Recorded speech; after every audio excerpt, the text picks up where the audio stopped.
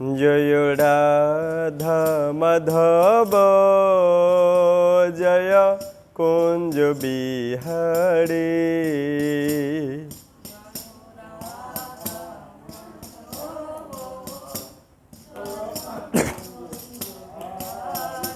জয় গোপীজন বল্লভ জয় গিরিবরধারী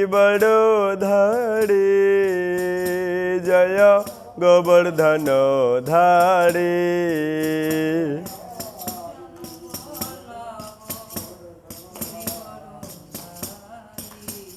জয় যশোদানন্দন ব্রজ জনরঞ্জন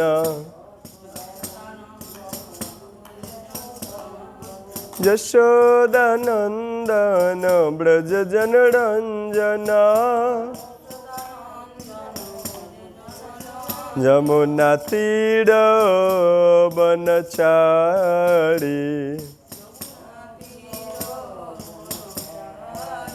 যমুনা তীর কুঞ্জ বিহারী।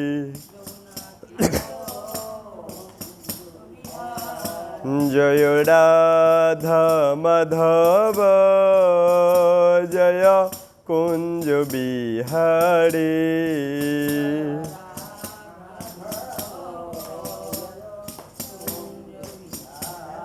জয় শ্রী কৃষ্ণ চৈতন্য প্রভু নিত্যানন্দ শ্রী অদ্বৈত গদাধর শ্রীবাসাদি গৌর ভক্ত বৃন্দ। শ্রীকৃষ্ণ চৈতন্য প্রভু নিত্যানন্দ শ্রী অদ্বৈত গদাধর শ্রীবাসাদি। হরে কৃষ্ণ কৃষ্ণ কৃষ্ণ হরে হরে হরে রাম রাম রাম হরে হরে।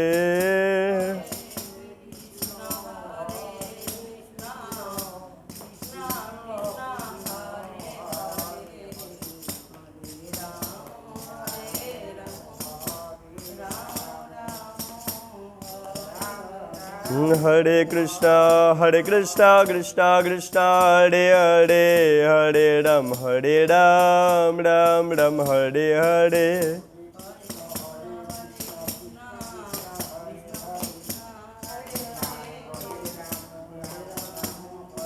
হরে কৃষ্ণ কৃষ্ণ কৃষ্ণ হরে হরে হরে রাম রাম রাম হরে হরে।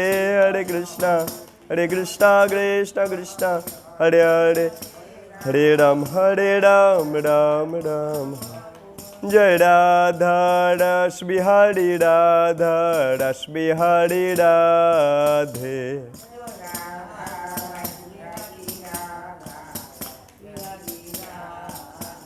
জয় রাধা মাধব রাধা মাধব রাধে।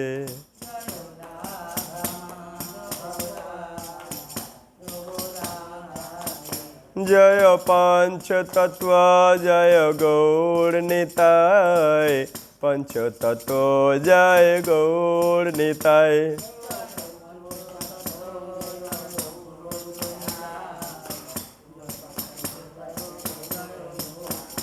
জয় জগন্নাথ জয় বলদেব সুভদ্রা জয় সুদর্শন চক্র।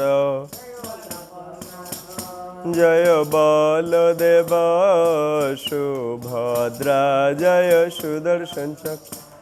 জয় প্রহ্লাদ নৃসিংহ জয় লক্ষ্মী নৃসিংহ প্রহ্লাদ নৃসিংহ জয় লক্ষ্মী নৃসিংহ। জয় লক্ষ্মী নৃসিংহ প্রহ্লাদ নৃসিংহ জয় Lakshmi Narasimha.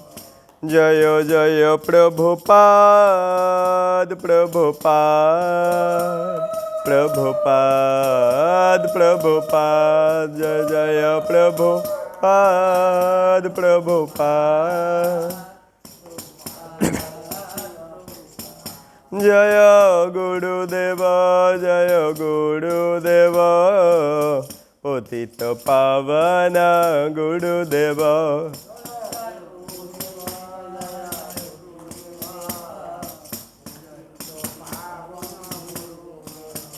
Nitai Gauda Hari Bol, Hari Bol, Hari Bol, Hari Bol, Nitai Gauda. Too late.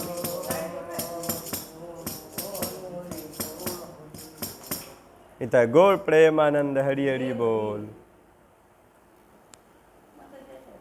Om Ajnanatimirandhasya Jnananjana Shalakaya Chakshurunmilitam Yena Tasmai Shri Gurave Namaha. Namayam Vishnupadaya Krishna Prasthaya Bhutale Srimate Jayapataka Swaminiti Namine. Namo Acharya Padaya Nitai Kripa Pradayine Gaudakatha Dhamadaya Nagaragrama Tarine. Namayam Vishnupadaya Krishna Prasthaya Bhutale Srimate Bhakti Vedanta Swaminiti Namine. Namaste Saraswate Deve Gaudavani Pracharine Nirbishesha Shunyavadi Paishyatya Deshatarine. Vancha kalpatarubhyascha kripa sindhu bhayevacha patitanang pavanebhya vaishnavebhya namo namaha. Vrindayai tulsidebhyai priyayai keshavasya cha Vishnu bhakti prade devi sattvatvai namo namaha. He Krishna Karuna Sindhu Dina Bandhu Jagatpate Gopesha Gopika Kanto Radha Kanto Namastute Tapta Kanchana Gaurangi Radhe Vrindavaneshwari Vrishabhanu Sute Devi Pranamami Hari Priye. Jai Sri Krishna Chaitanya Prabhu Nityananda Sri Advaita Gadadhar Srivasadi Gaura Bhakta Brinda. Hare Krishna Krishna Krishna Hare Hare Hare Rama Rama Rama Hare Hare. Om Namah Bhagavate Vasudevaya. Om Namah Bhagavate Vasudevaya. Om Namah Bhagavate Vasudevaya. Narayanang namaskritya narang chaiva narottamam deving saraswating vyasam tato jayo mudirayet. Mukhaṁ karati vachalang pango langhayate girim yat kripadamang vande Sri Gurung Dinatarinam. Nashtaprayeshu abhadreshu nityang bhagavata sevaya bhagavate uttama sloke bhaktir bhavati naishtiki paramananda madhava sri chaitanya sharanam. Hari Om Tat Sat, Hari Om Tat Sat, Hari Om Tat Sat. সর্বাগ্রামী আমার পরমারাধ্য গুরুদেব ত্রিদণ্ডী স্বামী ISKCON জীবিসি মণ্ডলীর অন্যতম দীক্ষা গুরু শ্রী শ্রীমৎ জয় পতাকা স্বামী গুরু মহারাজের আতুল শ্রী চরণ কমল সরোজে এই দাসাধমের অনন্ত অনন্ত কোটি ভুল লুণ্ঠিত সাষ্টাঙ্গ দণ্ডবৎ প্রণাম জ্ঞাপন করে তার হয়তো কি কৃপা আশীর্বাদ প্রার্থনা করছি। তৎপশ্চাৎ পরমারাধ্য পরম গুরুদেব কৃষ্ণ কৃপা শ্রীমূর্তি শ্রীল অভয় চরণ অরবিন্দ ভক্তি বেদান্ত স্বামী শ্রীল প্রভুপাদ বিশ্বগুরু জগৎগুরু পরিব্রাজকাচার্য শ্রীল প্রভুপাদের আতুল শ্রী চরণ কমলে দাসাধমের ভুল লুণ্ঠিত সাষ্টাঙ্গ দণ্ডবৎ প্রণাম জ্ঞাপন করে তার অহৈতুকী কৃপা আশীর্বাদ প্রার্থনা করছি। উপস্থিত সুধী সজ্জন বৈষ্ণবীবৃন্দ সবাইকে যথাযোগ্য সম্মান প্রণিপাত জ্ঞাপন করে সবার কৃপা আশীর্বাদ প্রার্থনা করছি। হরি বল, হরে কৃষ্ণ। সুধী ভক্তবৃন্দ, আজ আমরা দেবীপুর রাধারাসবিহারী নামহট্ট মন্দিরে ভক্তগণ উপবিষ্ট হয়েছি এক ভাগবত কথা আসরে, ভাগবত শ্রবণ কীর্তনের জন্য। স্বর্গীয় সুনীল সাহা মহাশয়ার পারমার্থিক কল্যাণের উদ্দেশ্যে, তার আত্মার কল্যাণের উদ্দেশ্যে তার সপরিবার ভাগবত কথার আয়োজন করেছেন।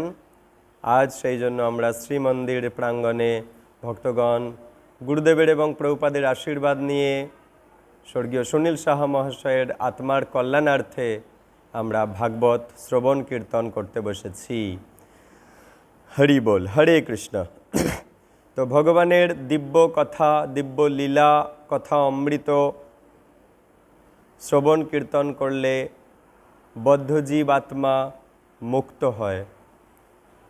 তো যে জীবাত্মা ইহলৌকিক দেহ ছেড়েছেন তার পারমার্থিক কল্যাণের উদ্দেশ্যে, তার আত্মার কল্যাণের উদ্দেশ্যে ভগবানের কাছে এই নিবেদন ভাগবত কথা, যাতে করে তার আত্মার পারমার্থিক কল্যাণ হয়। ভগবান সেই কৃপা যাতে তাকে করেন, সেই জন্য তার সপরিবার ভাগবত কথার আয়োজন করেছেন। ভক্তবৃন্দ, আজ এই সুযোগে আমরা ভাগবত কথা শ্রবণ কীর্তন করে আমাদের দুর্লভ মানব জন্মকে ধন্যাতিধন্য করতে পারি।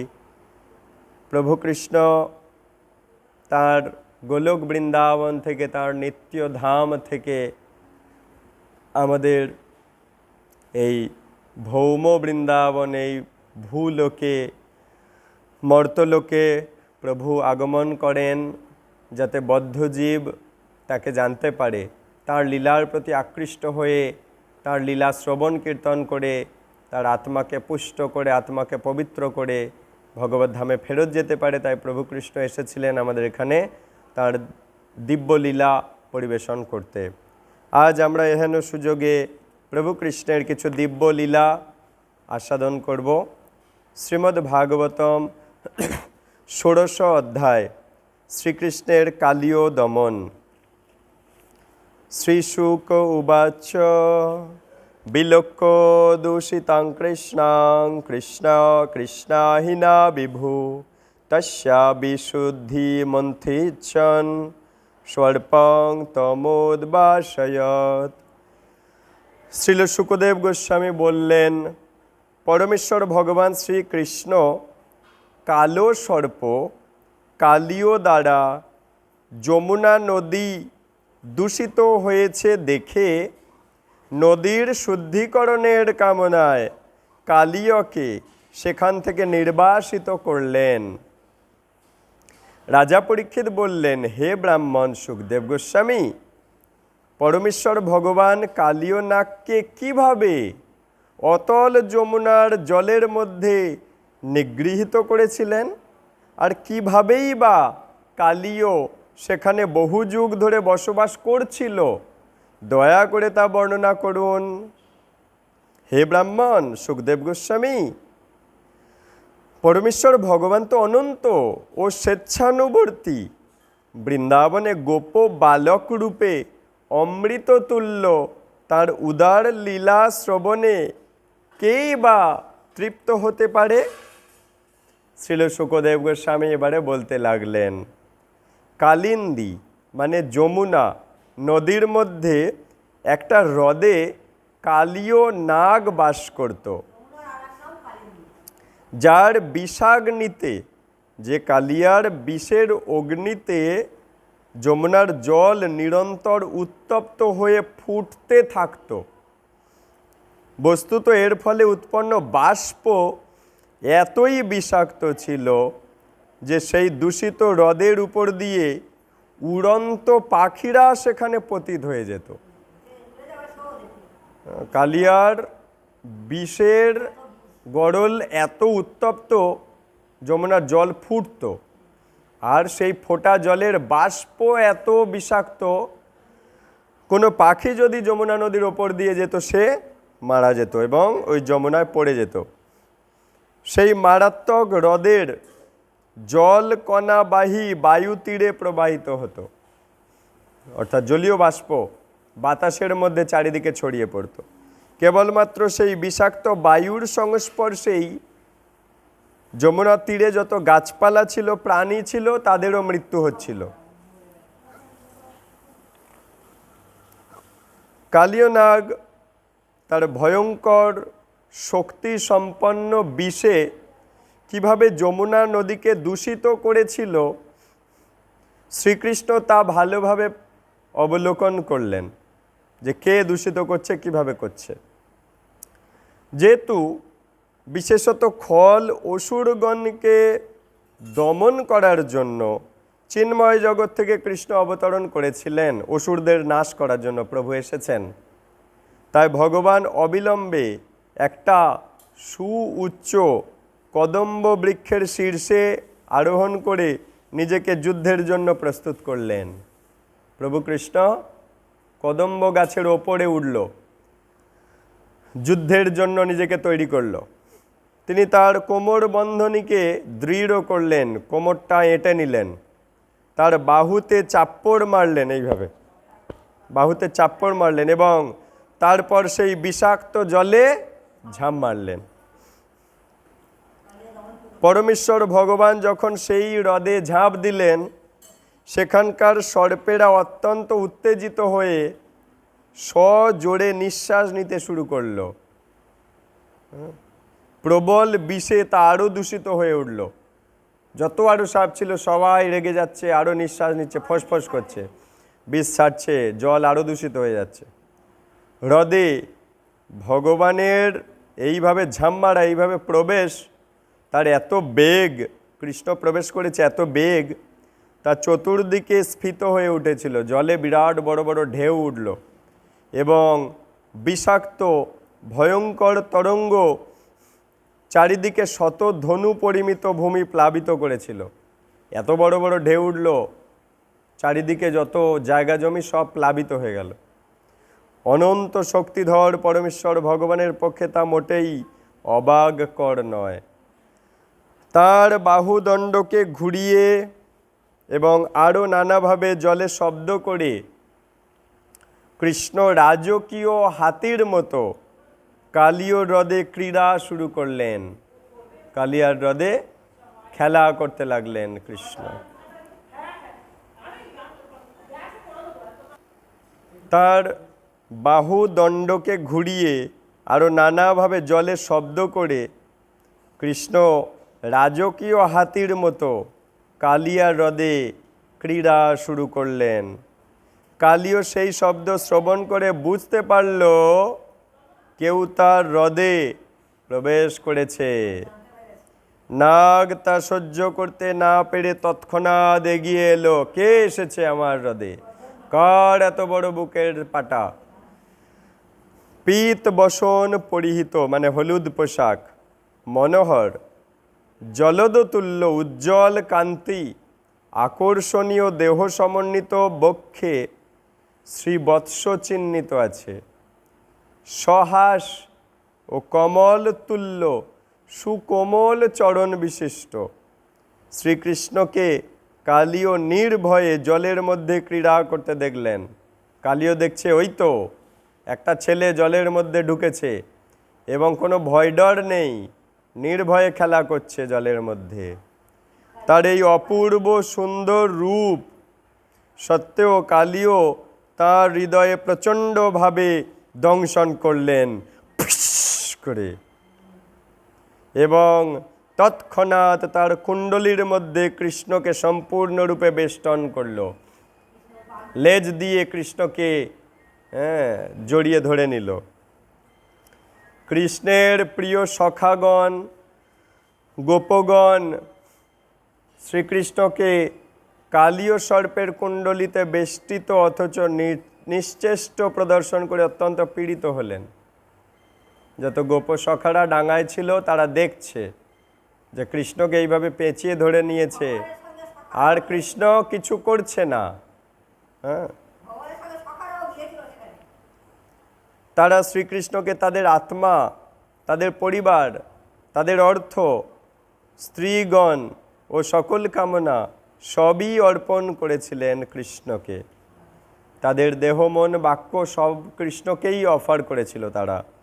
তাই ভগবানকে কালীয় সর্পের কবলে বেষ্টিত দেখে তারা দুঃখ, শোক ও ভয় দ্বারা হতবুদ্ধি হয়ে ভূতলে পতিত হয়ে গেলেন। সবাই অজ্ঞান হয়ে গেল এই দৃশ্য দেখে। গাভী, বৃষ ও স্ত্রী গোবৎসগণ অত্যন্ত দুঃখিত হয়ে কৃষ্ণের জন্য ক্রন্দন করতে লাগলো। আহা, কৃষ্ণের কত বিপদ এসেছে, কৃষ্ণের কি হবে বলে কাঁদছে তারা। গাভী কাঁদছে, বৃষ কাঁদছে, স্ত্রীগণ কাঁদছে। তার উপর দৃষ্টি, স্থির দৃষ্টিতে তাকিয়ে ভীত হয়ে তারা রোদন পরায়ণের মতো দাঁড়িয়ে থাকলো। কাঁদছে আর দাঁড়িয়ে আছে তারা। সেই সময় বৃন্দাবনে আসন্ন বিপদের সূচনা করে ভূমি, আকাশ ও জীব শরীরে ত্রিবিধ অমঙ্গলজনক লক্ষণ প্রকাশিত হয়েছিল। বৃন্দাবনে সব অমঙ্গল দেখা দিচ্ছে। মাটিতে অমঙ্গল, আকাশে অমঙ্গল, জীব শরীরে অমঙ্গল দেখা দিচ্ছে। এই সব অশুভ লক্ষণ দেখে নন্দ মহারাজ এবং অন্যান্য যত গোপবৃন্দ ভীত হলেন। এত অমঙ্গল চারিদিকে সমাজে দেখা দিচ্ছে কেন? নিশ্চয়ই বৃন্দাবনে কিছু অঘটন ঘটছে। কারণ তারা জানতে পেরেছিলেন যে বলরামকে সঙ্গে না নিয়েই কৃষ্ণ গোচারণে গিয়েছিল। আজকে বলরাম যায়নি কৃষ্ণের সাথে। যেহেতু তারা ছিলেন কৃষ্ণগত প্রাণ, কৃষ্ণগত চিত্ত, তাই তার পরম শক্তি আর ঐশ্বর্য বিষয়ে তারা জানতো না। কৃষ্ণকে এতই ভালোবাসতো, কৃষ্ণ যে ভগবান তা তারা জানতো না। বাবা মা, যত গোপ সখা গোপবৃন্দ কেউ জানতো না যে কৃষ্ণ ভগবান। কৃষ্ণকে এত ভালোবাসতো। ফলে অশুভ লক্ষণ সমূহ তার নিধন সূচক মনে করে, অর্থাৎ এই অশুভ লক্ষণগুলো কৃষ্ণকে ক্ষতি করতে পারে এটা চিন্তা করে তারা দুঃখ পাচ্ছে, শোক ভয়ে আচ্ছন্ন হয়ে গেছে। অসহায় বৎসের জন্য একটা গাভীর যেমন ব্যবহার, তেমনি কৃষ্ণের প্রতি বাৎসল্য ভাব বিশিষ্ট শিশু, বৃদ্ধ, বনিতা সকল অধিবাসী তাকে খুঁজে পাওয়ার উদ্দেশ্যে দিনভাবে গ্রাম হতে নির্গত হলেন। সবাই কৃষ্ণকে খোঁজার জন্য বাড়ি থেকে বেরিয়ে, গ্রাম থেকে বেরিয়ে খোঁজাখুঁজি চালু করে দিয়েছে। সমস্ত অতীন্দ্রিয় জ্ঞানের অধীশ্বর ভগবান বলরাম তার ভাইয়ের প্রভাব অবগত ছিলেন। ভাই যে কি করতে পারে দাদা জানে, যে আমার ভাই কে, আসলে কার ভাই দেখতে হবে তো। এটা দাদা ভালো করে জানতো যে আমার ভাই ওটা। বৃন্দাবনবাসীগণের এরূপ কাতরতা, বৃন্দাবনবাসীগণ তো খুব ক্রন্দন করছে, এটা দেখে বলরাম ঈষৎ হাসছে, কিন্তু কিছু বলছে না। বললে এক্ষুনি সব নষ্ট হয়ে যাবে ভাবগুলো। পরমেশ্বর ভগবানের লক্ষণযুক্ত পদচিহ্নিত পদ অনুসরণ করে তাদের প্রিয়তম কৃষ্ণের অন্বেষণে অধিবাসীগণ অতি দ্রুত যমুনার তীরে গমন করলেন। কোন পথে কৃষ্ণ গিয়েছে হেঁটে হেঁটে, সেই পথ ধরে, পায়ের ছাপ ধরে ধরে ধরে ধরে কৃষ্ণের খোঁজে তারা যমুনা নদীর তীরে গিয়ে পৌঁছেছে। সমস্ত গোপ সম্প্রদায়ের মালিক শ্রীকৃষ্ণের চরণের চিহ্নে কি আছে? পায়ের তলায় পদ্মের ছবি, জব, অঙ্কুশ, বজ্র, ধ্বজ, এই সমস্ত চিহ্ন আছে কৃষ্ণের চরণের তলায়। না, হে প্রিয় রাজন পরীক্ষিত, পথে গাভীদের খুঁড়ের চিহ্নের মধ্যে তার পদচিহ্ন দেখতে পেয়ে, গরুর খুঁড়ের চিহ্ন, তার ভেতরে কৃষ্ণের চিহ্ন, কৃষ্ণের পায়ের চিহ্ন, বৃন্দাবনের অধিবাসীগণ অতি দ্রুত গমন করতে লাগলেন যমুনার দিকে। সবাই মিলে ছুটে যাচ্ছে বনের দিকে। যমুনা নদীর তীরের পথে দ্রুত যেতে যেতে, খুব দ্রুত যাচ্ছে, কৃষ্ণের কি না ক্ষতি হচ্ছে সেটা দেখার জন্য দ্রুত যেতে যেতে বৃন্দাবনের অধিবাসীগণ দূর থেকে হ্রদের মধ্যে সর্প শরীর বেষ্টিত নিশ্চেষ্ট কৃষ্ণকে লক্ষ্য করলো। গিয়ে দেখতে পাচ্ছে যমুনার জলে সাপ জড়িয়ে ধরে আছে ছোট্ট কৃষ্ণকে, এবং জলাশয়ের নিকটে অচেতন হয়ে আছে গোপ বালকেরা, সব অজ্ঞান হয়ে আছে যারা এটা দেখেছে। আর চতুর্দিকে কাঁদছে পশু পাখি, সবাই কাঁদছে। দেখে অত্যন্ত পীড়িত হলেন, মুহ্যমান হলেন।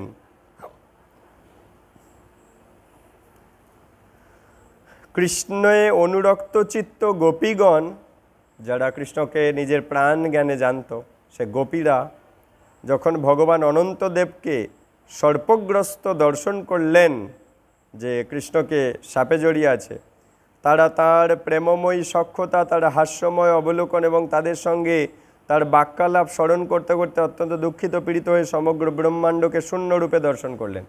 গোপিকারা যখন কৃষ্ণকে এরম দৃশ্য দেখছে, তখন তাদের মনে হচ্ছে আজ জগৎ শূন্য, জগতে সব কিছু আছে কিন্তু কিছু নেই। কৃষ্ণকে এরম বিপদে পড়ে দেখে গোপীরা যদিও বয়োজ্যেষ্ঠ গোপীরা কৃষ্ণ জননীর সমদুঃখিতা ছিলেন, মা যশোদা যেমন দুঃখ পাচ্ছে, বয়স্ক গোপিকারা তেমন কৃষ্ণকে তো ছেলে হিসেবে জ্ঞান করে এবং শোকের অশ্রু ত্যাগ করেছিলেন, তবুও পুত্রের প্রতি পূর্ণ চেতনামগ্ন কৃষ্ণ জননীকে তারা সবলে ধরে রেখেছিলেন। যশোদা তো ছুটে যমুনার মধ্যে চলে যাবে বলে দৌড়ঝাঁপ করছে, কিন্তু সবাই মিলে জোর করে চেপে ধরে আছে যশোদাকে। মৃতবৎ দাঁড়িয়ে তারা তার মুখের দিকে দৃষ্টি নিবদ্ধ রেখে এই সকল গোপিকারা প্রত্যেকে ব্রজের প্রিয়তমের লীলাসমূহ স্মরণ করতে লাগলেন। সবাই কৃষ্ণের ছোটবেলার লীলা চিন্তা করছে। তারপর বলরাম দেখলেন যে নন্দ মহারাজ এবং অন্যান্য কৃষ্ণগত প্রাণ গোপগণ সেই সর্পের হ্রদে প্রবেশে উদ্যত। বলরাম দেখতে পাচ্ছে, নন্দ বাবা আর যত কৃষ্ণগত প্রাণ গোপ, তারা সবাই বলছে চলো চলো আমরা যমুনায় নামবো বলে সব এগিয়ে যাচ্ছে যমুনায় নেমে কৃষ্ণকে বাঁচাবে। পরমেশ্বর ভগবান রূপে শ্রী বলরামে যখন এই দৃশ্যটা দেখেছে, বলরাম শ্রীকৃষ্ণের প্রকৃত শক্তি পূর্ণরূপে জানত, তাই তিনি তাদের নিবারিত করলেন যে না না তোমরা কেউ যেও না জলের মধ্যে, গেলে কি হবে, ওরাও তো মারা যাবে, বিষ তো। একজন সাধারণ মানুষের ব্যবহার অনুকরণে ভগবান মাত্র কিছু সময় সেই সর্পকুণ্ডলীর মধ্যে ছিলেন। কৃষ্ণ দেখাতে চাইছে আমি একটা সাধারণ ছেলে বলে চুপ করে আছে। হ্যাঁ, কিন্তু যখন তিনি বুঝতে পারলেন যে তার প্রতি প্রেমবশত তার গ্রাম, গোকুলের স্ত্রী, শিশু, অন্যান্য অধিবাসীগণ অতীব দুঃখের মধ্যে আছে, আর এদের দুঃখ দেওয়া ঠিক হবে না, আরও যদি দুঃখ পায় এরাই জলে নেমে যাবে। কৃষ্ণ যখন বুঝতে পারলেন এবং তিনি তাদের জীবনের উদ্দেশ্য এবং একমাত্র আশ্রয়, তাই তখন তিনি তৎক্ষণাৎ কালিয়া নাগের বন্ধন থেকে নিজেকে ছাড়ালেন। কৃষ্ণ এবারে শক্তি প্রয়োগ করছে। ভগবানের বর্ধিত শরীর দ্বারা তার দেহ পীড়িত হলো। ভগবান এবার শরীরটা বড় করছে, আর কালিয়ার দেহটা এবার কষ্ট পাচ্ছে। কালিও তাকে পরিত্যাগ করলো, যে কে আর ধরে রাখা সম্ভব নয়। অত্যন্ত রেগে গিয়ে সেই কালিও তখন তার ফনা উন্নত করে জোরে জোরে নিঃশ্বাস নিচ্ছিল, ফুস ফুস ফুস করে। জীব জাগো, এত ফসফস করে নিঃশ্বাস নিচ্ছে, তবুও জীব ঘুমিয়ে থাকলে হবে? জীব জাগো।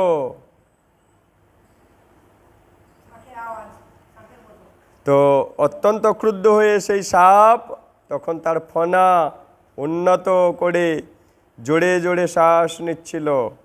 তার দুই নাসারন্ধ্র বিষ পাকের জন্য দুটি পাত্রের মতো মনে হচ্ছিল এবং তার মুখের স্থির চক্ষু দুটি ছিল অঙ্গার সদৃশ। চোখ দুটো যেন আগুন জ্বলছে, কালিয়ার চোখগুলো। এভাবেই সেই সর্প কৃষ্ণকে দেখছে, রাগের দৃষ্টি দিয়ে কৃষ্ণকে দেখছে। তোর এত বড় স্পর্ধা, তুই নিজেকে বড় করলি আর আমার সারা শরীরে ব্যথা লাগছে, আর ধরে রাখতে পারলাম না। বারবার তার দ্বিখণ্ডিত জিহ্বা দ্বারা, মানে চেরা জীব দ্বারা ওষ্ঠ লেহনকারী কালীয় ভয়ঙ্কর বিষানল যুক্ত স্থির দৃষ্টিতে কৃষ্ণকে দেখছে। কি করা যায়, কি করা যায়? কিন্তু কৃষ্ণ ঠিক যেভাবে গরুর একটা সাপের সাথে খেলা করে, গরুর পাখি যেমন সাপকে নিয়ে খেলা করে, সেভাবে এই খেলার ছলে কালিয়ার চারিদিকে ভ্রমণ করছিল। প্রতি উত্তরে কালিয়াও ভগবানকে দংশন করার সুযোগের অপেক্ষায় ভ্রমণ করছিল। কালিয়াও চেষ্টা করছে কি করে করে ছবল মারা যায় কৃষ্ণকে। কিন্তু কৃষ্ণ এমনভাবে চরকি পাক খাচ্ছে, সে কিভাবে যে ছবল মারবে বুঝতে পারছে না। তো তার অবিশ্রান্ত পরিভ্রমণের দ্বারা সর্পের শক্তিকে দুঃসহভাবে নিঃশেষিত করলো। কালিয়াও তো ছুটছে, কি করে ছবল মারবো, আর ছুটতে ছুটতে ছুটতে ছুটতে কালিয়ার দেহ ক্লান্ত হয়ে গেছে। সব কিছুর আদি কারণ শ্রীকৃষ্ণেও কালিয়ার উন্নত স্কন্ধকে অবনত করে তার বৃহৎ মস্তকের উপরে আরোহণ করলেন। কাঁধের উপর পা দিয়ে চড়ে চড়ে চড়ে চড়ে কৃষ্ণ কালিয়ার মাথায় উঠে গেছে।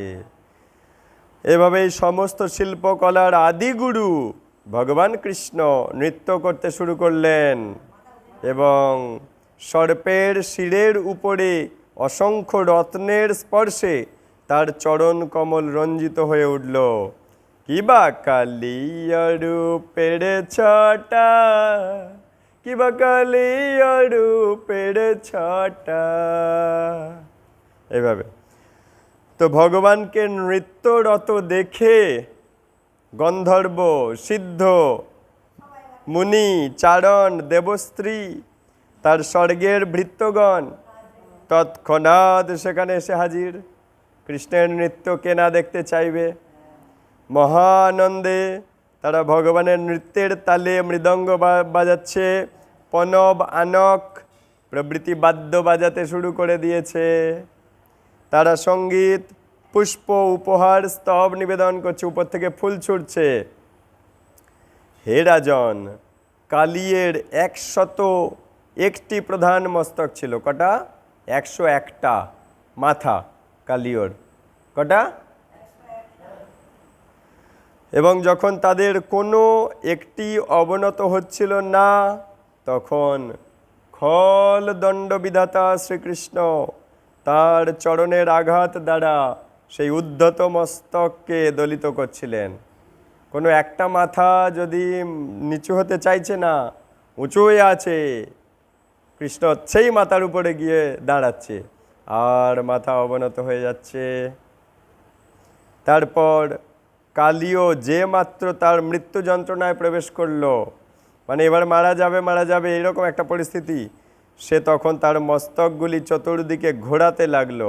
মাথাগুলো চারিদিকে এইভাবে ঘোরাচ্ছে এবং মুখ ও নাসারন্ধ্র দিয়ে, নাক দিয়ে, মুখ দিয়ে ভয়ানক রক্ত বমন করতে করতে তীব্র যন্ত্রণার দুর্দশায় পড়ে গেছে। রক্ত বমি হচ্ছে কালিয়র। কালিয়া রাগে উদ্ধত হয়ে দীর্ঘশ্বাস ফেলছে, চোখ দিয়ে বিষ উদ্গীরণ করছে, চোখ থেকে বিষ ফিটে বেরোচ্ছে। ভগবান তখন তার ক্রোধে উন্মত্ত মাথায় নৃত্য করছে, পদাঘাতে অবনত করে দমন করেছিলেন। এটাকে বলে কালীয় দমন। কালীয় হত্যা নয়, কালীয় দমন। তার অহংকারকে দমন করছে। দেবতাগণ এই শৌর্য দেখে আদি পুরুষ ভগবানকে পুষ্প বৃষ্টির দ্বারা আরাধনা করার সুযোগ নিলেন। সবাই মিলে উলুধ্বনি দিচ্ছে, হরিধ্বনি দিচ্ছে, ফুল ছুটছে, মৃদঙ্গ বাজাচ্ছে, করতাল বাজাচ্ছে, জয়ধ্বনি দিচ্ছে, হরি বল, হরি বল, হরি হরি বল বলছে দেবতারা সবাই। তো হে প্রিয় রাজন পরীক্ষিত, শ্রীকৃষ্ণের অদ্ভুত তাণ্ডব নৃত্য কালিয়ের সহস্র ফণার সকলই দলিত হলো, চূর্ণ হয়ে গেল। এত ফণা সব দলিত হয়ে গেল, চূর্ণ হয়ে গেল। তখন সেই সাপ মুখ দিয়ে প্রচুর রক্ত বমন করতে করতে অবশেষে শ্রীকৃষ্ণকে নিত্য পুরুষোত্তম ভগবান চরাচর গুরু শ্রী নারায়ণ রূপে অবগত হয়ে মনে মনে তার শরণাগত হয়ে গেলেন, ভক্ত হয়ে গেলেন।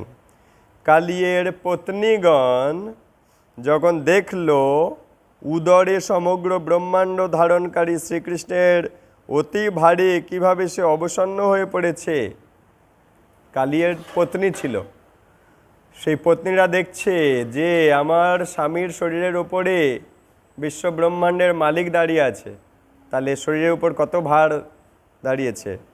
এবং সেই ভার সহ্য করতে না পেরে কালীও ধীরে ধীরে অবসন্ন হয়ে যাচ্ছে।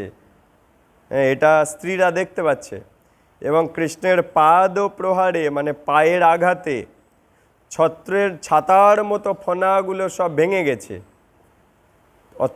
তখন তারা অত্যন্ত দুঃখিত হয়ে স্খলিত বসন, ভূষণ, কেশবন্ধন সহ আদিপুরুষ ভগবানের কাছে এসে হাজির।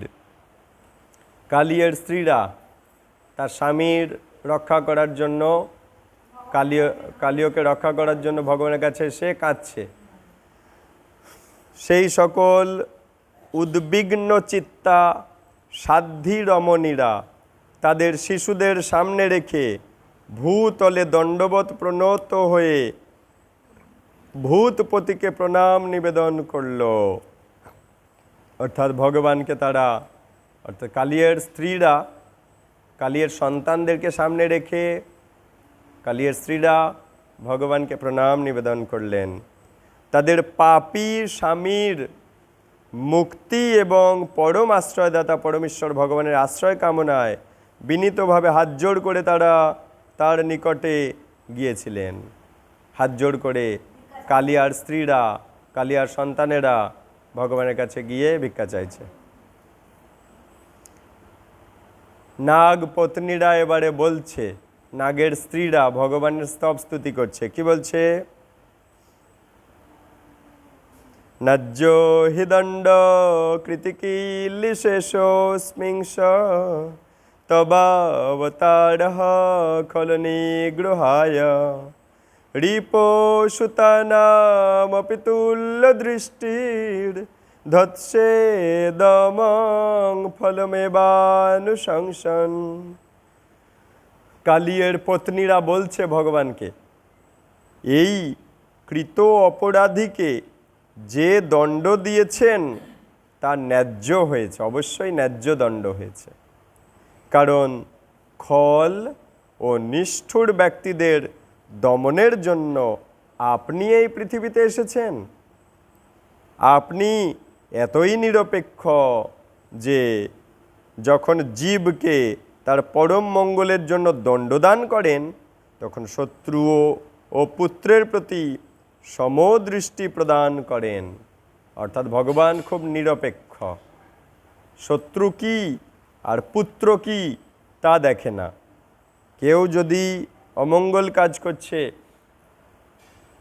অমঙ্গল আটকে দিয়ে তার পরম মঙ্গল করার জন্য ভগবান শাস্তি দেন, সে যেই হোক।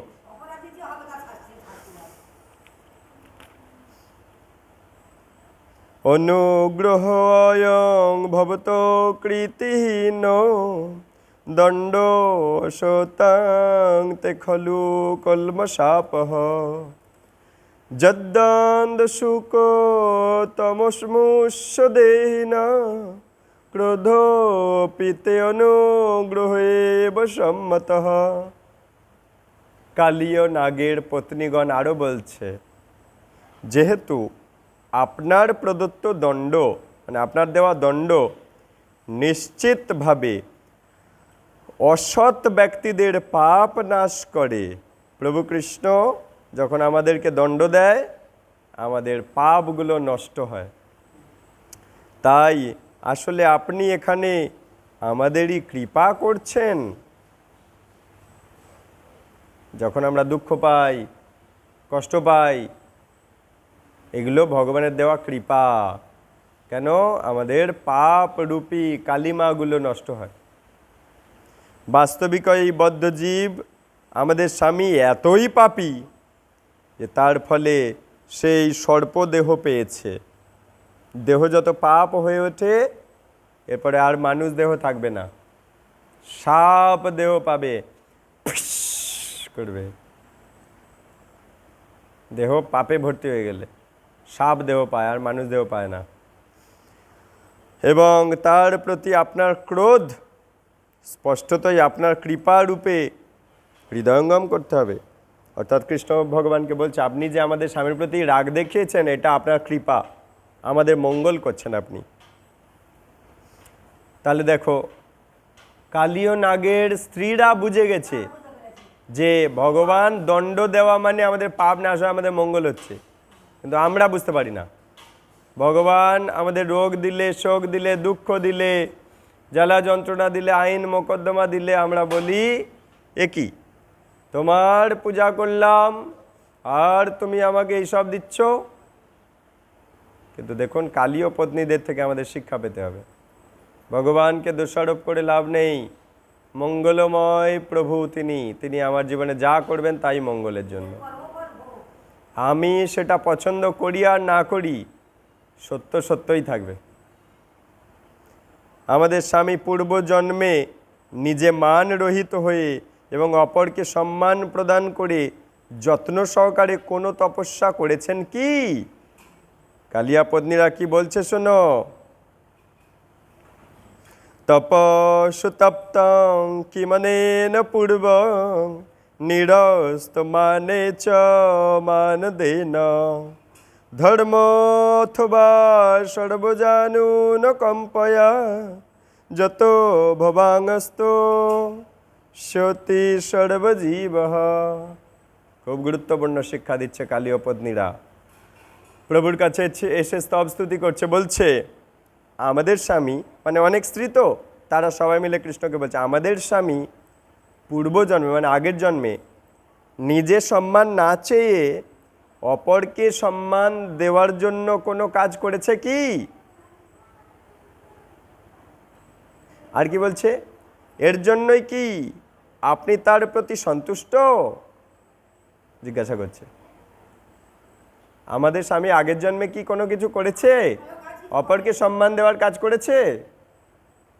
তার ফলে হে প্রভু আপনি কি সন্তুষ্ট ছিলেন ওর আগের জন্মের ইতিহাসে? এর পরের চ্যাপ্টারে আমরা পাবো কালিয়ার ইতিহাস। কালিও আসলে কে, কি করেছিল, কেন এত বড় বিষধর সাপ হলো, কেন যমুনায় এলো? যদি শুনতে চাও ধৈর্য ধরে শুনে যেতে হবে। অথবা পূর্বজন্মে সর্বজীবের প্রতি অনুকম্পা সহকারে কোনো ধর্মীয় কর্তব্য পালন করেছিল কি? সব জীবের মঙ্গলের জন্য কোনো ধর্ম অনুষ্ঠান করেছিল কি? আর তাই কি সর্বজীবের জীবনস্বরূপ আপনি তার প্রতি এখন সন্তুষ্ট? কালীয় পত্নীরা বলছে কেউ তো তোমার চরণ সহজে পায় না। আমাদের স্বামী তার মাথায় তোমার চরণ পাচ্ছে কিভাবে? আগের জন্মে কি নিশ্চয়ই কোনো ভালো কাজ করেছিল কি? সেই জন্য আপনার চরণ মাথায় পাচ্ছে। কিভাবে পাচ্ছে আমাদের স্বামী? ভগবান যার মাথায় চরণ ধুলি দেয় সে কত না ভাগ্যবান। নাগপত্নীরা আশ্চর্য হয়েছিলেন। জঘন্যতম পাপ কার্য করার ফলে কালীও যদিও শাপদেহ পেয়েছে, তবুও সে ভগবানের সংস্পর্শে এলো কি করে? এবং শুধু তাই নয়, ভগবান তার পাদপদ্ম দিয়ে তার মাথা স্পর্শ করলো। অবশ্য এটা কোনো সাধারণ পুণ্যের ফল নয়, নিশ্চয় অনেক পুণ্য আছে। এই দুটি আপাত বিরোধী বিষয় তাদের অবাক করেছিল। নিশ্চয় পাপ আছে তাই শাপদেহ, পাপ থেকে শাপদেহ, আবার নিশ্চয় পুণ্য আছে তাই কৃষ্ণের চরণ পাচ্ছে।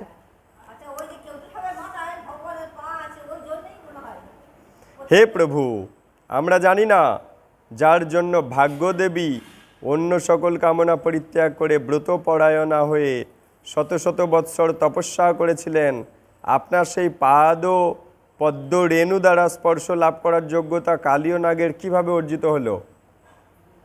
কি গুরুত্বপূর্ণ প্রশ্ন করছে। হে প্রভু কৃষ্ণ আমাদেরকে বলো। আমরা জানি না ভাগ্যদেবী অন্য সকল কামনা ত্যাগ করে ব্রত করছে, শত শত বৎসর ধরে তপস্যা করছে ভাগ্যদেবী আপনার চরণ রেণু পাবে বলে। ভাগ্যদেবী মানে লক্ষ্মী দেবী শত শত বৎসর অন্য সব কামনা ছেড়ে দিয়ে আপনার চরণধুলি পাবে বলে তপস্যা করছে, ব্রত করছে ভাগ্যদেবী। কিন্তু সেই আপনার চরণ রেণু কালিয়া নাগ পেল কি করে? লক্ষ্মী দেবী শত শত বৎসর তপস্যা করছে, শুধু চরণধুলি পাবো এই প্রার্থনা। ভাগ্যদেবী কালিয়া কি করে পেল? কেন সে সাপ দেহ পেল? তাহলে পাপ আছে। আর কেন আপনার চরণ পেল?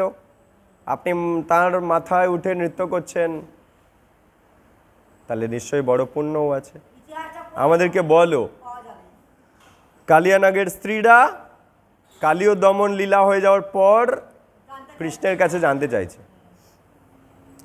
যারা আপনার পাদপদ্ম ধূলি পেয়েছে তারা কখনো স্বর্গলোক, সার্বভৌমত্ব, ব্রহ্মপদ ও পৃথিবীর আধিপত্য আকাঙ্ক্ষা করে না।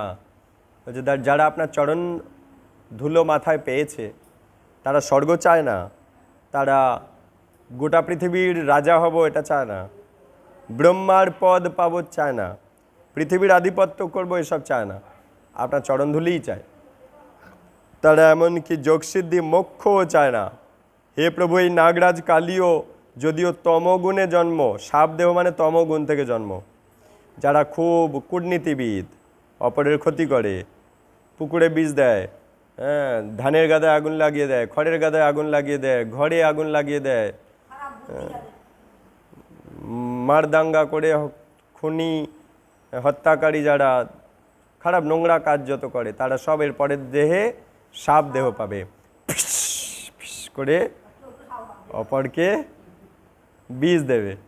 কূটনীতিবিদ যারা, মনের মধ্যে তমগুণ, কূটনীতি করব, অপরের ক্ষতি করব, হিংসা, হ্যাঁ, তারা। তাই বলছে নাগরাজ কালীও তমগুণে জন্ম এবং ক্রোধের দ্বারা নিয়ন্ত্রিত, তবুও অন্যদের পক্ষে যা লাভ করা কঠিন, চরণ, কৃষ্ণের চরণ লাভ করা কঠিন, তা সেই লাভ করেছে, সে পেয়েছে। কেবলমাত্র আপনার পাদপদ্ম রজ লাভ করা মাত্রই জন্মমৃত্যুর চক্র শেষ হয়ে যায়। কৃষ্ণের চরণধুলি পেলে জন্মমৃত্যুর চক্র শেষ, এবং আবর্জিত এবং বাসনায় পরিপূর্ণ দেহধারী জীবগণের চক্ষুর সম্মুখে সকল মঙ্গল প্রকাশ হয়ে যায়। ভগবানের চরণরেণু পেলে সেই জীবের সব মঙ্গল হতে লাগে। অন্তর্যামী রূপে সমস্ত জীবের হৃদয়ে আপনি তো বসে আছেন। নাগপত্নীরা কৃষ্ণকে বলছে, অন্তর্যামী রূপে, পরমাত্মা রূপে সবার হৃদয়ে তো তুমি বসে আছো। সর্বব্যাপক পরমেশ্বর ভগবান, আপনাকে আমরা আমাদের প্রণাম জানাচ্ছি। আকাশ আদি সর্বভূতের মূল আশ্রয় হওয়া সত্ত্বেও আপনি সৃষ্টির পূর্বে বর্তমান ছিলেন। সৃষ্টি, আজ আমরা যেখানে বাস করছি, এটা তৈরি হওয়ার আগেও কৃষ্ণই ছিল। আর যদিও আপনি সব কিছুর কারণ, তবুও পরমাত্মা রূপে আপনি সমস্ত জড় আর কার্যকারণের অতীত, সব কিছুর আদি আপনি। হে কৃষ্ণ, এরা বলছে আপনি জ্ঞান বিজ্ঞান নিধি স্বরূপ, সমস্ত জ্ঞান, সমস্ত বিজ্ঞান আপনি জানেন, এবং অনন্ত শক্তিযুক্ত পরম তত্ত্ব আপনি। আপনাকে প্রণাম করছি। যদিও আপনি নির্গুণ, অর্থাৎ শততম রজ আপনাকে খুব লেখায় না, আমাদের খুব লেখায়। আপনি নির্বিকার, আমরা মায়ার কোলে ঘুমিয়ে পড়তে পারি, কিন্তু ভগবান নির্বিকার। ভগবানকে মায়া ছোবলাতে পারে না, কেন মায়া হচ্ছে ভগবানের দাসী। তবু আপনি জড়া প্রকৃতির মুখ্য প্রবর্তক, আপনি জড়া প্রকৃতি বানিয়েছেন। আপনি কাল স্বরূপ, এই সময়, টাইম, ঘড়ি টিক টিক টিক টিক, এটা ভগবান। সময় হচ্ছে ভগবান, ভগবানের প্রতিনিধি। সময় বা কাল আমাদেরকে একটু একটু একটু একটু করে মেরে ফেলছে। ভেবে দেখুন, আপনি যখন ছোট ছিলেন তখন সিঁড়ি পইটে লাফ দিয়ে দিয়ে নামতেন, লাফ দিয়ে দিয়ে উঠতেন। যত বছর বাড়ছে তত আপনি কোথাও পড়ে গেছেন, হাঁটুই লেগে গেছে, পায়ে লেগে গেছে, আর সেই রকম আগের মতো আর পাচ্ছে না। তার মানে কি ধীরে ধীরে ছোবলাচ্ছে তোমাকে সময়, ধীরে ধীরে ধীরে ধীরে তোমায় ছোবলাচ্ছে, ধীরে ধীরে তোমার পাকস্থলী দুর্বল করে দিচ্ছে, ধীরে ধীরে তোমার চোখের উপর ছোবল মারলো, চোখ ধীরে ধীরে দুর্বল হয়ে যাচ্ছে, কানে ছোবল মারছে সময়, সময় ধীরে ধীরে তোমার কানে ছোবল মারছে, তোমার কান ধীরে ধীরে কম শুনতে পাচ্ছে, হাড়ে ছোবল মারছে। তার মানে কি তোমাকে বান দিয়ে মারছে, আর তুমি ধীরে ধীরে ধীরে ধীরে ঘায়েল হয়ে যাচ্ছ। একদিন পুরোপুরি ঘায়েল হয়ে যাবে, পড়ে যাবে, চিতেই উঠে যাবে। এই উপলব্ধিগুলো ধরার চেষ্টা করো। যত বছর এগোচ্ছে, 2025, 26, 27, 28 চলে যাচ্ছে, সময় ধীরে ধীরে ধীরে ধীরে আমাদেরকে বেঁধে ফেলছে। এমন এক সময় আসবে, এমনভাবে বেঁধে ফেলবে আর আমরা এগোতে পারবো না, বিছানা সজ্জা হয়ে যাব, বেড শোর হবে, মানে ঘা হবে, বিছানায় শুয়ে থেকে থেকে থেকে থেকে ঘা হয়ে যাবে। মানে কাল রূপী প্রতিনিধি আমাদেরকে একেবারে আষ্টে পিষ্টে বেঁধে ফেলেছে, আর আমি নড়তে চড়তেও পারছি না, কথাও বলার ক্ষমতা থাকবে না, আর কিছু স্মরণও করতে পারবো না। তো এই কাল গোবিন্দ কেন দিয়েছে? কাল যদি না থাকতো আমরা কেউ সচেতন হতাম না, আমরা কেউ নিজেদেরকে পবিত্র করার চেষ্টাই করতাম না। কাল যদি ছোবলাতো, কাল যদি আমাদের না ছোবলাতো, কাল যদি ধীরে ধীরে আমাদেরকে আষ্টে পিষ্টে না বাঁধতো, বাড়ি ফেরার জন্য আমরা কেউ যত্নবান হতাম না। এ কাল যদি আমাদেরকে না ছোবলাতো, আমরা এই ভাগবত পাঠ শুনতে আসতাম না। কাল ধীরে ধীরে আমাদের ছবল মারছে বলে আমরা আস্তে আস্তে সচেতন হচ্ছি। ভালো করে ভেবে দেখবেন কিভাবে একটা একটা করে বান মেরে মেরে মেরে মেরে গোবিন্দ আমাদের থেকে সব কিছু কেড়ে নিচ্ছে। কারোর এমন বান মেরেছে নুন খাওয়ার, মানে কি, সমস্ত খাদ্যের স্বাদ কেড়ে নিয়েছে তার থেকে। এইভাবে একে একে একে একে গোবিন্দ আমাদেরকে সব কিছু কেড়ে নেবে, আর একদিন ফাইনাল নোটিশ আসবে, সব খালি করে দাও, বেরিয়ে পড়ো, এবার চলো, বাড়ি ফেরত যেতে হবে। তো এই যখন আমরা ভাগবত শুনি না, সেই আয়ুগুলো সূর্যদেব আমাদের থেকে কেড়ে নেয়, আর যখন আমরা ভাগবত শুনতে থাকি তখন সেই আয়ুগুলো আমাদেরকে ভগবত ধামে নিয়ে যাওয়ার দিকে এগিয়ে দেয়। কি বললাম? যখন আমরা ভাগবত শুনি না তখন আমরা ভগবানের বাড়ি ফেরার পথে আমরা পিছিয়ে পড়ি, আর যখন আমরা ভাগবত শুনি তখন ভগবানের কাছে বাড়ি ফেরত যাওয়ার পথে আমরা এক স্টেপ এগিয়ে যাই। কিন্তু আশ্চর্যের বিষয় এবং দুঃখের বিষয়, ভাগবত কথা যেখানে হয় সেখানে বদ্ধজীব বসার টাইম নেই। কিন্তু ঘাটে যখন ডালালি হয় তখন গ্যাঙড় গ্যাঙড় করার জন্য কত জীব হাজির। একটা গাজনের আসর বসলে কত জীব হাজির গ্যাঙড় গ্যাঙড় শোনার জন্য। হরে কৃষ্ণ। তাই নাগপত্নীরা বলছে আপনি কাল স্বরূপ, অর্থাৎ সময়। কৃষ্ণকে বলছে আপনি সময়। কাল শক্তির আশ্রয়, অর্থাৎ সময়ের আশ্রয় আপনি।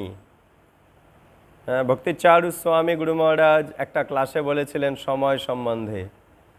প্রভু বলেছিলেন সময় হচ্ছে কৃষ্ণের পাঠানো দূত, কৃষ্ণের পাঠানো প্রতিনিধি, কৃষ্ণের পাঠানো নদীর স্রোতের মতো। সময় একটা স্রোত, এই স্রোত যাচ্ছে কৃষ্ণের চরণ পর্যন্ত। সময় যাচ্ছে কৃষ্ণের চরণ পর্যন্ত। এই সময়ের স্রোতে নিজেকে ভাসালে আমিও কৃষ্ণের চরণে পৌঁছাবো, কারণ সময় যাচ্ছে কৃষ্ণের চরণ পর্যন্ত। সময়ের স্রোতে যদি আমি নিজেকে ভাসাবো তাহলে আমিও কৃষ্ণের চরণে পৌঁছাবো। এখন প্রশ্ন হচ্ছে কিভাবে ভাসাতে হয়? সময়ের স্রোতে নিজেকে কিভাবে ভাসাতে হয়? তাহলে আমার আত্মাটা ধীরে ধীরে ধীরে ধীরে এই সময় যেখানে গিয়ে মিশবে ভগবানের চরণ, সেখানে আমার আত্মাটাও গিয়ে পৌঁছে যাবে একটা নদীর স্রোতে। পালতোলা নৌকা যেমন স্রোত যেদিকে যাচ্ছে নৌকো সেদিকে যেতে পারবে অনায়াসে। নৌকোটা যদি পাল তুলে দেয় তাহলে স্রোত, তাহলে ওই পালে বাতাস লেগে, অনুকূল বাতাস লেগে, স্রোতের অনুকূলের বাতাস লেগে নৌকোটিকে এবং মাঝিটিকে যেমন স্রোতের অভিমুখে গিয়ে পৌঁছে দেয় স্রোত যেদিকে যাচ্ছে, একইভাবে ভাগবত কথা রূপী অনুকূল বায়ু আমার কান রূপী নৌকার পালে যদি লাগে, ভাগবত কথা রূপী অনুকূল বায়ু আমার কান রূপী নৌকোর পালে যখন লাগবে, ভাগবত কথা আমার কানে গিয়ে বাতাস, ভাগবত কথা রূপী বাতাস যখন আমার কান রূপী পালতোলা নৌকার সেই পাল বা পর্দায় গিয়ে লাগবে, তখন নৌকাটা যেমন অনুকূল বাতাস পেলে স্রোতের অনুকূলে সে এগিয়ে যায়,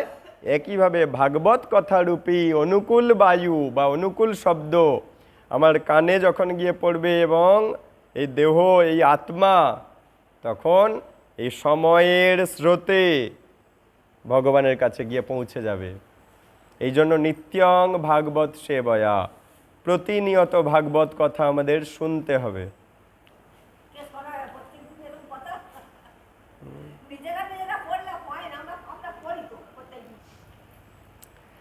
তো কালীয় পত্নীগণ প্রভু কৃষ্ণকে বলছেন, আপনি কাল স্বরূপ, আপনি কাল শক্তির আশ্রয় এবং সর্বকালের সাক্ষী। মানে কালের সাক্ষী মানে কালীয় অতীতে কে ছিল আপনি সাক্ষী, বর্তমানে সে কালীয় তাও আপনি সাক্ষী, ভবিষ্যতে সে কি হবে, সাপ ব্যাং হাতি ঘোড়া কি হবে তাও আপনি সাক্ষী।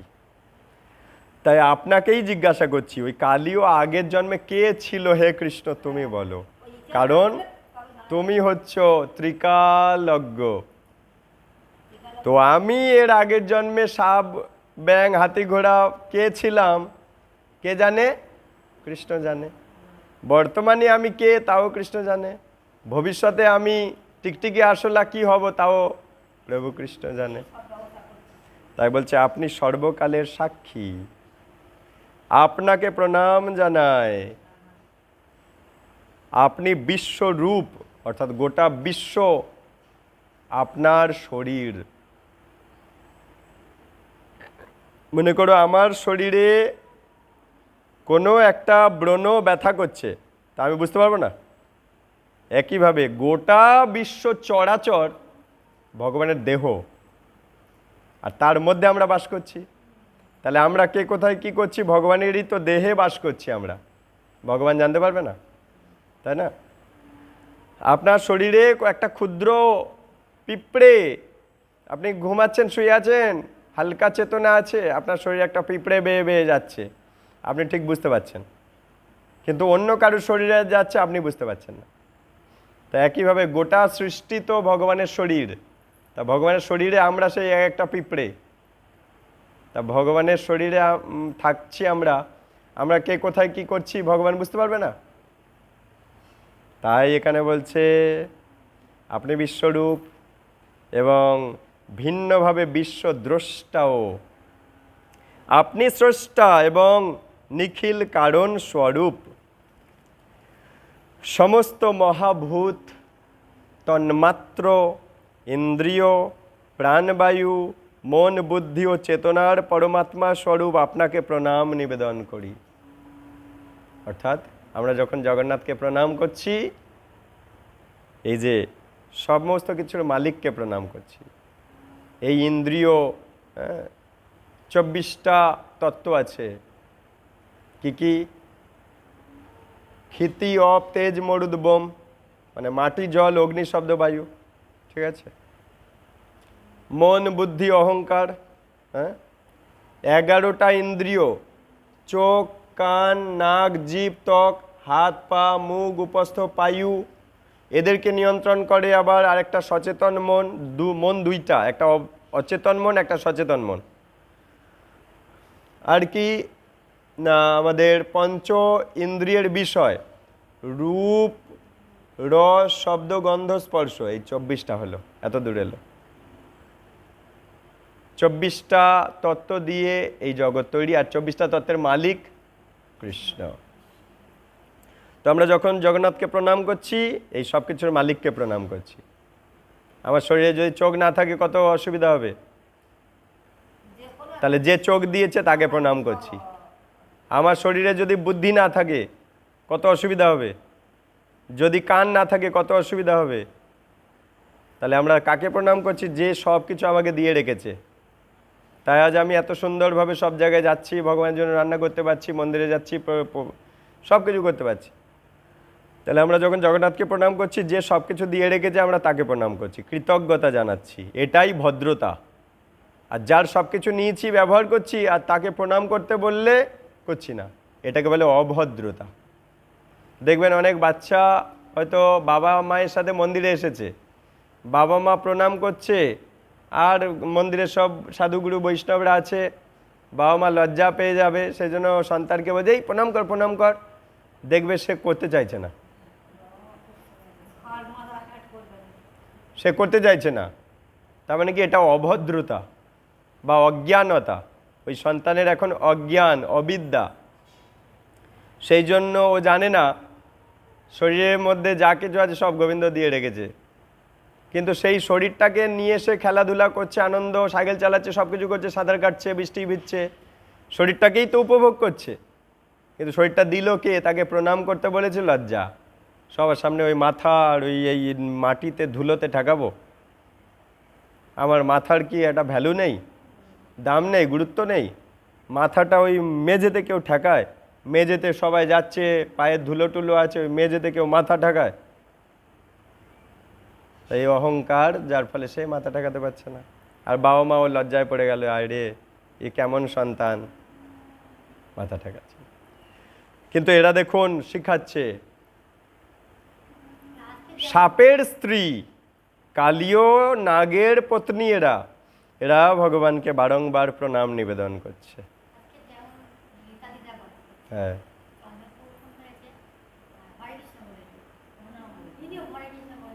কে?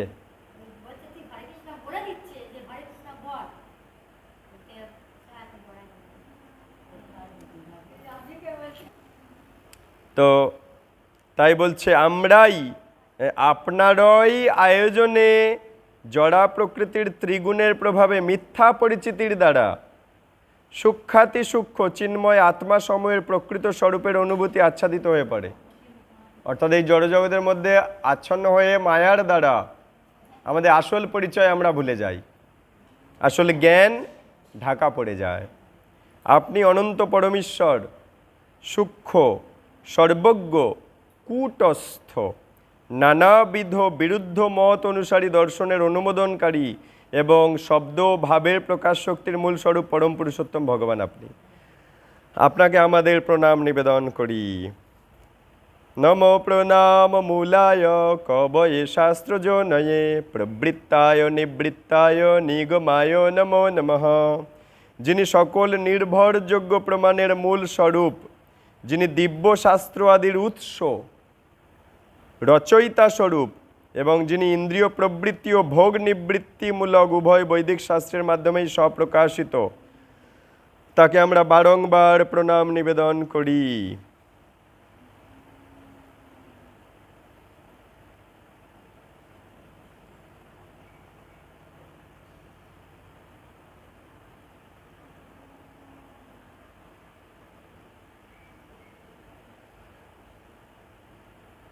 শ্রীল প্রভুপাদ বলছে, যদি আমাদের উপলব্ধি করার প্রত্যক্ষ চেতনা ও ধারণার ক্ষমতা না থাকে, উপলব্ধি করার বুদ্ধি, মানে কোনো লাইন হচ্ছে সেইটা বুঝে নেওয়ার বুদ্ধি যদি আমাদের না থাকে, বা সেইটা যেটা শুনলাম সেটা দীর্ঘদিন ধরে রাখার ক্ষমতা যদি না থাকে,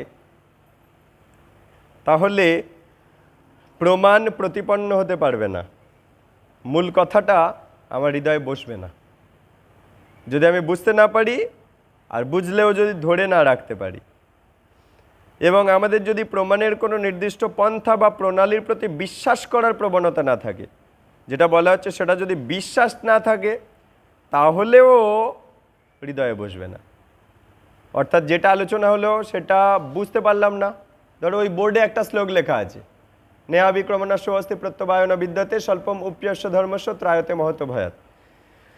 ভক্তিযোগের অনুসরণ কখনো ব্যর্থ হয় না এবং তার কোনো ক্ষয় নেই, তার অল্প অনুষ্ঠানও অনুষ্ঠাতাকে সংসাররূপ মহাভয় থেকে পরিত্রাণ করে। এই লাইনটা আমি পড়লাম কিন্তু বুঝতে পারলাম না, কোনো লাভ নেই। বুঝলাম কিন্তু বেশি দিন মনে রাখার ক্ষমতা নেই, তাও কোনো লাভ নেই। বুঝলাম, মনেও আছে, কিন্তু বিশ্বাস নেই লাইনটার প্রতি, ভগবান যে কি বলতে চাইলো, তাহলেও কোনো লাভের লাভ ওঠাতে পারলাম না। ওখানে লেখা আছে ভক্তিযোগের অনুসরণ কখনো ব্যর্থ হয়। যে যা যতটা করছি বৃথা যাচ্ছে না, সব জমা হচ্ছে। কেউ ঝোড়াটা ধুয়ে এনেছে, ও জমা হয়ে গেল, ওর ব্যাংকে ওর জমা হয়ে গেল। ওই সেবাটা কত তারিখে করেছে ভগবান সব লিখে রাখলো, যে আমার মন্দিরের একটা ঝোড়া সে ধুয়ে রেখেছে, চাল ওতে আটকে ছিল, ধুয়ে রেখেছে। জন্ম জন্ম পরে আমি ভুলে যাব, কিন্তু প্রভু কৃষ্ণের কম্পিউটারে লোড হয়ে গেল, আমরা এটা ভুলে যাই। আমরা এত বোকা, প্রভু কৃষ্ণের কম্পিউটারটা যে কত সুপার কম্পিউটার আমরা ভুলে যাই। মনে করছি ওই মগের জলটা ভরলে কি হবে, ও অন্য কেউ ভরে ভরুক গে, আমি কেন ভরতে যাব, উপরে আছে আছে, লোক এসে খেতে পাচ্ছে না, জল খুঁজছে, আছে খুঁজছে বয়ে গেছে। কিন্তু যে বুদ্ধিমান সে চেষ্টা করবে কি আমি যদি ওইটা ভরি, কৃষ্ণের কম্পিউটারে লোড হয়ে গেল। কারুর কম্পিউটারে লোড হোক না হোক, মন্দিরের টেম্পল ইনচার্জ দেখুক আর না দেখুক, কৃষ্ণ তো মন্দিরের আসল ইনচার্জ, সে তো দেখে নিয়েছে জলের মগটা কে ভরেছে। জগন্নাথ বোঝায় সে তো দেখে নিয়েছে। আর কেউ দেখুক না দেখুক, বাহবা দিক আর না দিক, কৃষ্ণের কম্পিউটারে লোড হয়ে গেছে। সঠিক সময় ওর ফল কৃষ্ণ পাঠিয়ে দেবে আমার জীবনে। দিচ্ছে তো, সঠিক সময়ে আমাদের ফল পাঠিয়ে দিচ্ছে বলেই আমরা ভক্তি জীবনে উন্নতি করতে পারছি। প্রত্যেকটা সেবার ফসলগুলো জমা হয়ে হয়ে আমরা ধীরে ধীরে উন্নত হচ্ছি। হ্যাঁ, এটা তো বোঝা যাচ্ছে পরিষ্কার উন্নতি হচ্ছে। প্রত্যেকটা সেবার ফসল গোবিন্দ পাঠিয়ে দিচ্ছে।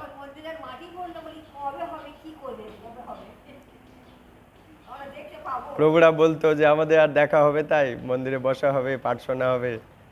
দেখুন আজ সেই মন্দিরে ফ্যানের তলায় ভগবানের সামনে হরিকথা শোনা হচ্ছে। তাই প্রভুপাদ এখানে তিনটে কথা বললেন, বোঝার ক্ষমতা, ধরে রাখার ক্ষমতা আর বিশ্বাস যদি না থাকে তাহলে হবে না। প্রত্যক্ষ জ্ঞান, ধারণা, অটল প্রত্যয় এবং তা সম্প্রচারের প্রণালী ভগবানের বিভিন্ন শক্তির মাধ্যমে সংগঠিত হয়। তাহলে এই তিনটে জিনিস প্রভুপাদ বললেন, বোঝার ক্ষমতা, ধরে রাখার ক্ষমতা, বিশ্বাস, এগুলো সব ভগবানের থেকে আসে। আবার বোঝার ক্ষমতা, ধরে রাখার ক্ষমতা বা সেই লাইনের প্রতি বিশ্বাস, সেটা আবার অপরকে বোঝানো, এই যে ক্ষমতা, এটাও গোবিন্দের থেকে আসে। প্রভুপাদ এখানে বলছেন ভগবান শ্রীকৃষ্ণ স্বয়ং পরম বিজ্ঞ আর বুদ্ধিমত্তা সম্পন্ন। কৃষ্ণের থেকে বুদ্ধি আসলে তবে আমরা কৃষ্ণের কথা অপরকে বোঝাতে পারবো। কৃষ্ণের থেকে যদি বুদ্ধি না আসে তাহলে আমরাও বোঝাতে পারবো না। তো যে বোঝাতে পারছে তার মানে কি, কৃষ্ণের থেকে তার প্রতি একটা কৃপা আসছে, তাই সে বোঝাতে পারছে। তো যা আসছে সব কৃষ্ণ থেকে। তিনি ব্রহ্মা এবং নারদের মতো মহান ভক্তদের হৃদয়ে এই বৈদিক জ্ঞান ভগবান দিয়ে রেখেছেন, এবং উপরন্তু তিনি সমগ্র বৈদিক জ্ঞানের প্রণেতা ব্যাসদেব রূপে অবতীর্ণ হয়েছেন। কৃষ্ণ ব্যাসদেব সেজেছেন আসলে। বহুবিধ উপায়ে ভগবান বিভিন্ন ধর্মশাস্ত্র প্রণয়ন করেছেন, যা ধীরে ধীরে বদ্ধ আত্মাদের নানা পর্যায়ের মধ্য দিয়ে ভগবানের রাজ্যে প্রবেশ করাতে শেখাবে। শাস্ত্র ভগবান কেন দিয়েছে? বদ্ধজীবরা শাস্ত্র মায়ের কাছে এলে শাস্ত্র মা তাদেরকে গায়ে মাথায় হাত বুলিয়ে ধীরে ধীরে বুঝিয়ে বুঝিয়ে বুঝিয়ে বুঝিয়ে বুঝিয়ে বুঝিয়ে ভগবানের কাছে ফেরত পাঠাবে। শাস্ত্র মাই পারে একটা বদ্ধজীবকে বুঝিয়ে বাজিয়ে ভগবানের কাছে ফেরত পাঠাতে। শাস্ত্র মা ছাড়া আর কেউ পারে না।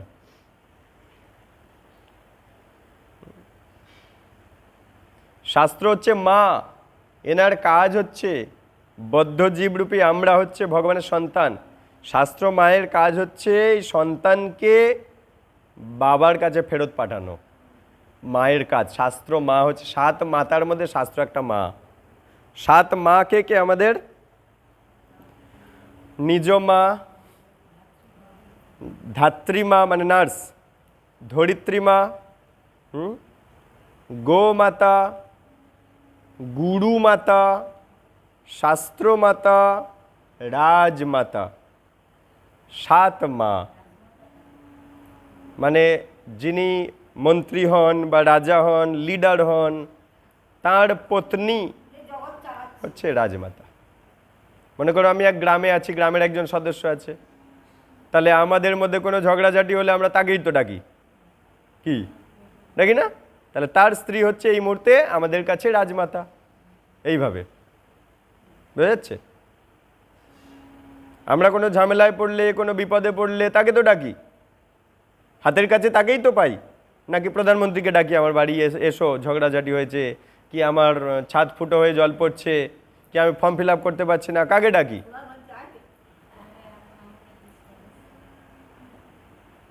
যেই হোক, উদাহরণের মাধ্যমে বুঝছি, কোনো নামের দরকার নেই। এইটা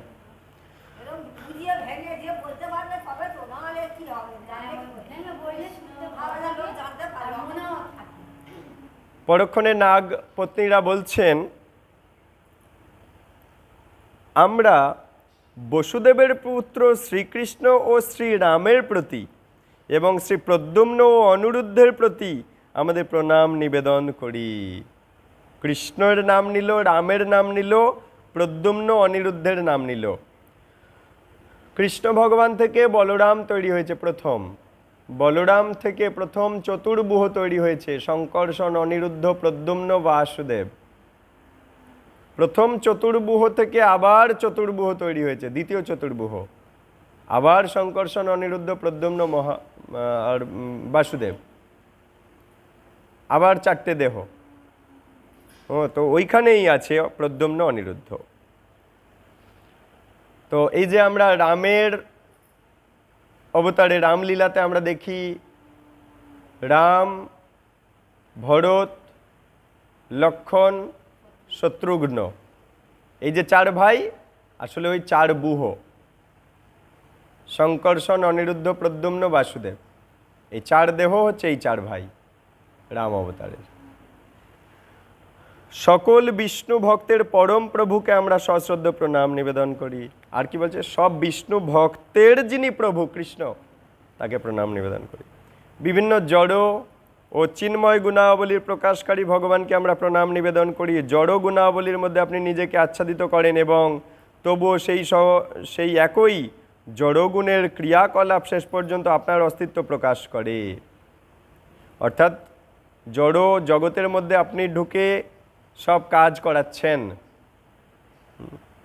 একটা ফুল ফুটছে, তার মধ্যেও গোবিন্দ ফুলটা ফোটাচ্ছে। গর্ভে একটা সন্তান জন্ম নিল, কিভাবে না পুরুষ দেহের শুক্রাণুর মধ্যে আত্মা পরমাত্মা রূপে গোবিন্দ মাতৃ গর্ভের ডিম্বাণুর মধ্যে প্রবেশ করলো, করে ডিম্বাণুটা ধীরে ধীরে বড় হয়ে একটা পূর্ণ দেহ তৈরি হলো। এই জগতে যে কোনো ঘটনা ঘটছে, সব কিছুর মধ্যে পরমাত্মা রূপী কৃষ্ণ প্রবেশ করে আছে বলে সেই ঘটনাটা প্রাণবন্ত। একটা ফুল ফুটছে, শুকিয়ে যাচ্ছে, হ্যাঁ, একটা ছাড়পোকা এত বাচ্চা পারছে, এত ভর্তি করে দিচ্ছে, সব প্রত্যেকটা জন্মের মধ্যে কৃষ্ণ আছে। একটা ঘোড়া নতুন জীব দিচ্ছে, একটা হাতি নতুন জীব দিচ্ছে, ওর মধ্যেও প্রভু কৃষ্ণ পরমাত্মা রূপে প্রবেশ করে সেই নতুন সন্তান তৈরি হচ্ছে। একটা কাঁঠাল ফলছে, একটা ঝিঙে ফলছে, ওই বীজের মধ্যে কৃষ্ণ আছে। অহং বীজ প্রদ পিতা। একটা পটল গাছ হচ্ছে, পটলের দানার মধ্যেও কৃষ্ণ ঢুকে আছে, কৃষ্ণ প্রবেশ করে আছে, তাই পটলের দানা থেকে পটল গাছ হচ্ছে। সেই পটল আমরা খেয়ে আহা, সর্ষে পটল কি ভাল লাগছে। তো ব্যাপারটা এরকমই, মনে করুন কলকাতা স্টেশন থেকে আপনি বৃন্দাবন যাবেন, হ্যাঁ, ট্রেনে উঠেছেন, কিন্তু ট্রেনে উঠে বসে আছেন, সব ভালো লাগছে, গাছপালা, পাহাড় পর্বত সরে যাচ্ছে, ভালো লাগছে, খাওয়া দাওয়া হচ্ছে, গান মজা মস্করা হচ্ছে, ফোন ঘাটা হচ্ছে, সব ভালো লাগছে। টাইম যাচ্ছে, বাথরুমে যাচ্ছেন, স্নান করছেন, ঘুমাচ্ছেন, ট্রেন যাচ্ছে বলে সব ভালো লাগছে। ট্রেন যদি বন্ধ হয়ে যায় আর কিচ্ছু ভালো লাগছে না। কেন? কেন? কারণ এই ট্রেনের মধ্যে যে সব ভালো লাগছিল, তার প্রাণ হচ্ছে ইঞ্জিন, ইঞ্জিন চলছিল বলে আপনার আমার সব ভালো লাগছিল। একইভাবে আজ আমরা কোনো স্ত্রী পেয়েছি, কোনো স্বামী পেয়েছি, কোনো পুত্র পেয়েছি, কোনো কন্যা পেয়েছি, পরিবার পেয়েছি, গ্রাম পেয়েছি, সব ভালো লাগছে, ওই ট্রেনে যাওয়ার মতো সব ভালো লাগছে। কেন? কারণ আমার প্রিয়জনের দেহের মধ্যে কৃষ্ণ বসে আছে বলে সব ভালো লাগছে। এখন ট্রেনের ইঞ্জিন বন্ধ হয়ে আছে, আধ ঘন্টা, 1 ঘন্টা, 2 ঘন্টা, 4 ঘন্টা, বিরক্ত হয়ে যাচ্ছে। যত ঘন্টা যাচ্ছে তত বিরক্ত হয়ে যাচ্ছি আমরা। একইভাবে আমার প্রিয়জনের দেহে কৃষ্ণ আছে, খুব ভালো লাগছে, তাকে আদর করছি, যত্ন করছি, কিন্তু তার দেহ থেকে কৃষ্ণ বেরিয়ে গেছে, মানে ওই ট্রেনটা 1 ঘন্টা, 2 ঘন্টা, 4 ঘন্টা বন্ধ হয়ে থাকার মতো। যতক্ষণ বন্ধ হয়ে আছে তত বিরক্ত লাগছে। একইভাবে প্রিয়জনের দেহের মধ্যে থেকে কৃষ্ণ চলে গেছে, দেহটা অচেতন, মৃত হয়ে গেছে, আর ভালো লাগছে না। যতক্ষণ সামনে আছে তত বিরক্ত লাগছে, তাড়াতাড়ি বের কর। তা যে দেহে রাম নেই সেই দেহ রামের উল্টো কি? যে দেহে রাম আছে সেই দেহে প্রাণ আছে, যে দেহে রাম নেই সেই দেহ মরা। তার মানে কি মরা? কেন? শব্দটা কোথা থেকে এলো? নেই কো রাম তাই তো মরা, আর আছে রাম তাই তো সেটা প্রাণবন্ত একটা দেহ। তাই তো সেই দেহে পা লাগলে আমরা প্রণাম করছি, কেন? দেহে রাম বসে আছে। জীবন্ত দেহ মানে রাম বসে আছে, দেহটা মন্দির। আর দেহতে আর রাম নেই, দেহটা মরা, আর সেটা মন্দিরও নয়, শ্মশান হয়ে যাচ্ছে। তাই সেই দেহটাকে শ্মশানে ফেলে আসছি। তো হরে কৃষ্ণ, এই হচ্ছে মূল তত্ত্ব এগুলো। হ্যাঁ, এই যে পেট্রোল ডিজেল এর মধ্যে শক্তি, এই যে ফ্যানটা চলছে, ইলেকট্রিক শক্তি, অণু পরমাণু, হ্যাঁ, প্রোটন নিউট্রন ইলেকট্রন কোথা থেকে আসছে? সব ভগবান কৃষ্ণ বানিয়ে রেখেছে, তাই এই ফ্যানটা চলছে। তো এত গভীরে গিয়ে আমাদেরকে বুঝতে হবে। তাহলে লোকে বলে যে ভগবানকে খুঁজতে গেলে আমাকে এখানে যেতে হবে, ওখানে যেতে হবে। না, যদি আমার সেই দিব্য জ্ঞান থাকে তাহলে আমি যেখানে বসে আছি সেখানে বসে থেকেই বুঝতে পারবো ভগবান আমার চারিদিকে, ভগবান সর্বব্যাপ্ত। তাহলে যে আফ্রিকায় বসে আছে সে কি অপরাধ করেছে? সে ভগবানকে পাবে না? মায়াপুরে আসতে পারলো না বলে, বৃন্দাবনে আসতে পারলো না বলে, কিন্তু সেখানেই যদি তার দিব্য জ্ঞান থাকে সে বুঝতে পারবে আমি যার উপরে বসে আছি সেই অনুপরমাণুগুলোর মধ্যে কৃষ্ণ বসে আছে। এমনকি আমার সবচাইতে কাছেই কৃষ্ণ বসে আছে হৃদয়ে, পরমাত্মা রূপে। কোথাও যাওয়ার দরকার নেই। কিন্তু এটা বোঝা অনেক উন্নত ব্যাপার যে আমার কোথাও যাওয়ার দরকার নেই, আমার হৃদয়ে, আমার আত্মার সবচাইতে পাশেই প্রভু বসে আছে, কোনো অসুবিধা নেই।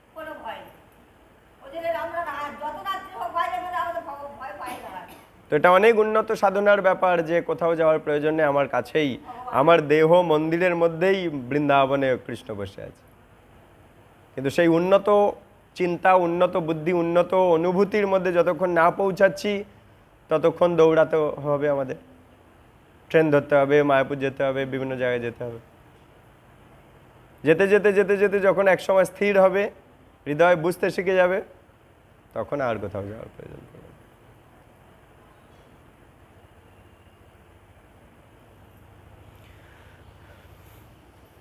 তো এই জন্য প্রাথমিক স্তরে এই ধাম যাত্রা প্রয়োজন, কিন্তু উন্নত স্তরে যখন যে পৌঁছে যাবে সে নিজেই বুঝতে পারবে আর আমার প্রয়োজন নেই। কিন্তু প্রাথমিক স্তরে যাওয়া প্রয়োজন। হরে কৃষ্ণ।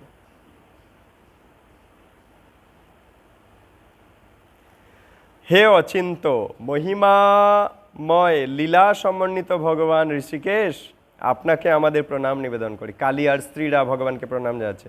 সমগ্র ব্রহ্মাণ্ডের সৃষ্টি এবং প্রকাশের হেতু স্বরূপ আপনার অস্তিত্ব অনুমিত হয়, কিন্তু আপনার ভক্তগণ আপনাকে এভাবেই জানলেও অভক্তগণের প্রতি আপনি মৌন আর নির্বিকার আত্মারাম হয়ে থাকেন। যারা ভগবানকে স্বীকার করে না, ভগবানকে শ্রদ্ধা প্রণাম জানায় না, কৃতজ্ঞতা জানায় না, ভগবানও তাদের হৃদয়ে নিজেকে প্রকাশ করে না। তারা মূর্খ থেকে যায়, অজ্ঞান থেকে যায়, মানে ভগবত তত্ত্ব বিজ্ঞানে তারা অজ্ঞান। জড়জগতের বিদ্যার কথা হচ্ছে না, ভগবান সম্বন্ধীয় বিজ্ঞান তারা জানতেই পারে না, কারণ তারা ভগবানকে পাত্তা দেয় না, ভগবানও তাদের পাত্তা দেয় না। খাইয়ে পড়িয়ে বাঁচিয়ে রাখে ঠিকই, কিন্তু ভগবানের জ্ঞান তাদের থেকে কেড়ে রাখে, দেয় না তাদেরকে। ওটা মূল। খেতে পড়তে তো একটা পিঁপড়েও পাচ্ছে, আর একটা চাকরিবিদ সেও পাচ্ছে খেতে পড়তে। হ্যাঁ, বরঞ্চ পিঁপড়েকে চাকরি করতে যেতে হয় না, সে বসে বসেই খেতে পাচ্ছে। হ্যাঁ, সে ঠিক পেয়ে যাচ্ছে, চাকরি করতে যেতে হয় না। আরে খেতে পড়তে তো সবাই পাচ্ছে, কিন্তু ভগবানের জ্ঞান কার হৃদয়ে প্রকাশ পাচ্ছে, কার হৃদয়ে প্রকাশ পাচ্ছে না, সেটাই তো সম্পদ। না খেয়ে কেউ মরবে না, খেয়ে পড়ে সবাই বাঁচবে। এই জন্য কৃষ্ণ খাইয়ে পড়িয়ে তাদেরকে বেঁচে রেখেছে। যারা ভগবানকে পাত্তা দেয় না, এখন ওসব বলার টাইম হয়নি, মানে কি ভগবানকে এখন আমি পাত্তা দেব না, পরে পাত্তা দেবো কি না দেবো সে পরে দেখা যাবে।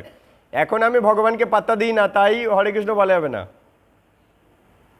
তার মানে এখন আমি ভগবানকে পাত্তা দিই না, আর ভগবানও তাদের হৃদয়ে দেখুন কোনো দিব্য জ্ঞান দিচ্ছেও না।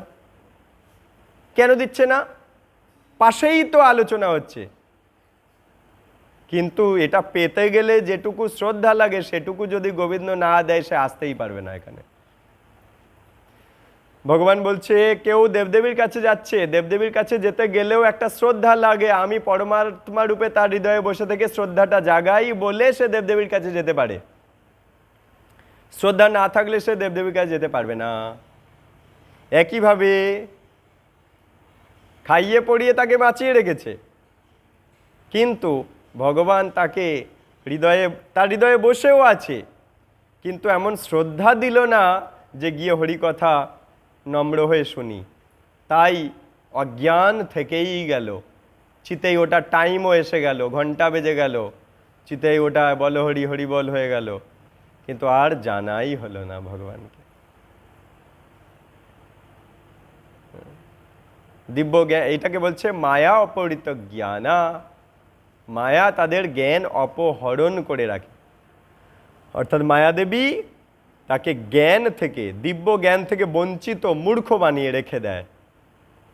খাইয়ে পড়িয়ে রেখেছে, ভালো ঘরে রেখেছে, মাসে মাসে টাকা আসছে, সব আসছে, কিন্তু দিব্য জ্ঞান থেকে তাকে বঞ্চিত করে রেখে দিয়েছে। তাহলে টাকা পয়সা বেশি দামি না দিব্য জ্ঞান বেশি দামি? দিব্য জ্ঞান বেশি দামি। দেখুন তাদের হৃদয়ে শ্রদ্ধা নেই বলে টাকা পয়সা পাঠাচ্ছে, কিন্তু টাকা পয়সা আসার জন্য শ্রদ্ধা না থাকলেও টাকা পয়সা আসবে, খাওয়া দাওয়াও আসছে, অক্সিজেনও পাচ্ছে, বৃষ্টিও পাচ্ছে, সব পাচ্ছে, ভূগর্ভের জলও পাচ্ছে, গোবিন্দ এই সব সাপ্লাই দিচ্ছে। যদিও গোবিন্দের প্রতি শ্রদ্ধা নেই, তবুও খাইয়ে পড়িয়ে বেঁচে রেখেছে। কিন্তু গোবিন্দকে জানার জন্য দিব্য জ্ঞানটা তার দিচ্ছে না। অর্থাৎ দেখবেন, মনে করুন কোনো বাবা মার একটা ভালো সন্তান, একটা খারাপ সন্তান। একটা ভালো সন্তান সে বাবা মাকে ভালোবাসে, শ্রদ্ধা করে, প্রণাম করে, প্রেম করে, যত্ন করে, আদর করে, দেখভাল করে, সব কিছু করে, সন্তান ভালো সন্তান। আর যে খারাপ, সে বাবা মাকে পাত্তা দেয় না। বাবা মা কিন্তু দুজনকেই খাইয়ে পড়িয়ে রেখেছে, কিন্তু একজনকে প্রেম দিচ্ছে, একজনকে প্রেম দিচ্ছে না। দেখুন কি, ভগবানও তাই করছে আমাদের সাথে।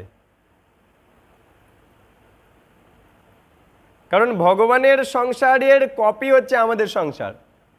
ভগবান পিতা, তারই কপি হয়েছি আমরা, এক একটা ঘরে এক একটা পিতা বা মাতা, এবং ভগবানের সন্তান রূপে আমাদেরও সন্তান আদি হচ্ছে। তাহলে যে সন্তান বাবা মাকে শ্রদ্ধা সম্মান করে, বাবা মা তাকে প্রেম দান করে, ভালোবাসা, মাথা হাত বুলিয়ে দেওয়া, তাকে কোলে ঘুম পাড়ানো, অনেক প্রেম পায় সে। আর যে সন্তান বাবা মাকে গালি দিচ্ছে, বাবা মাকে পাত্তা দেয় না, তোয়াক্কা করে না, হ্যাঁ, সম্মান শ্রদ্ধা করে না, গালিগালাজ করে, বাবা মা তাকে কি করে? খেতে পড়তে দিচ্ছে, ঘরে থাকতেও দিয়েছে, সব কিছু করেছে, কিন্তু প্রেম থেকে বঞ্চিত করে রেখেছে। তাহলে খেতে পড়তে দেওয়াটা দামি না প্রেমটা দামি? দেখুন, এ দুটো জিনিস পাচ্ছে, খেতে পড়তেও পাচ্ছে, প্রেমও পাচ্ছে। আর ও শুধু খেতে পড়তে পাচ্ছে, প্রেমটা পাচ্ছে না। ভগবানও আমাদের সাথে এইভাবে ডিল করছে। শ্রদ্ধাবান লভতে জ্ঞানম, শ্রদ্ধা থাকলে জ্ঞান পাবো, আর জ্ঞান পেলে প্রেম জাগবে, প্রেমটাও পাবো। ভগবানের প্রেম পেতে গেলে দিব্য জ্ঞান হৃদয়ে প্রকাশিত, দিব্য জ্ঞান হৃদয়ে প্রকাশ হতে হবে। দেখুন কি বলছে, চক্ষু দান দিল যে জন্মে জন্মে প্রভু সে। চোখ দান করলো কিভাবে? জ্ঞানের চোখ। হরি কথা গুরুদেব বলে বলে বলে বলে আমাদের হৃদয়ে জ্ঞানের চোখ ফুটিয়ে দিয়েছে। চক্ষু দান দিল যে জন্মে জন্মে প্রভু সে, দিব্য জ্ঞান হৃদয়ে প্রকাশিত, দিব্য জ্ঞানটা হৃদয়ে জ্বালিয়ে দিল। তারপরের লাইনে কি বললো? প্রেম ভক্তি যাহা হইতে অবিদ্যা বিনাশ যাতে, বেদে গায় যাহার চরিত। জ্ঞান দান করাটা হচ্ছে সবচাইতে বড় মঙ্গল, এর চাইতে বড় সমাজসেবা নেই।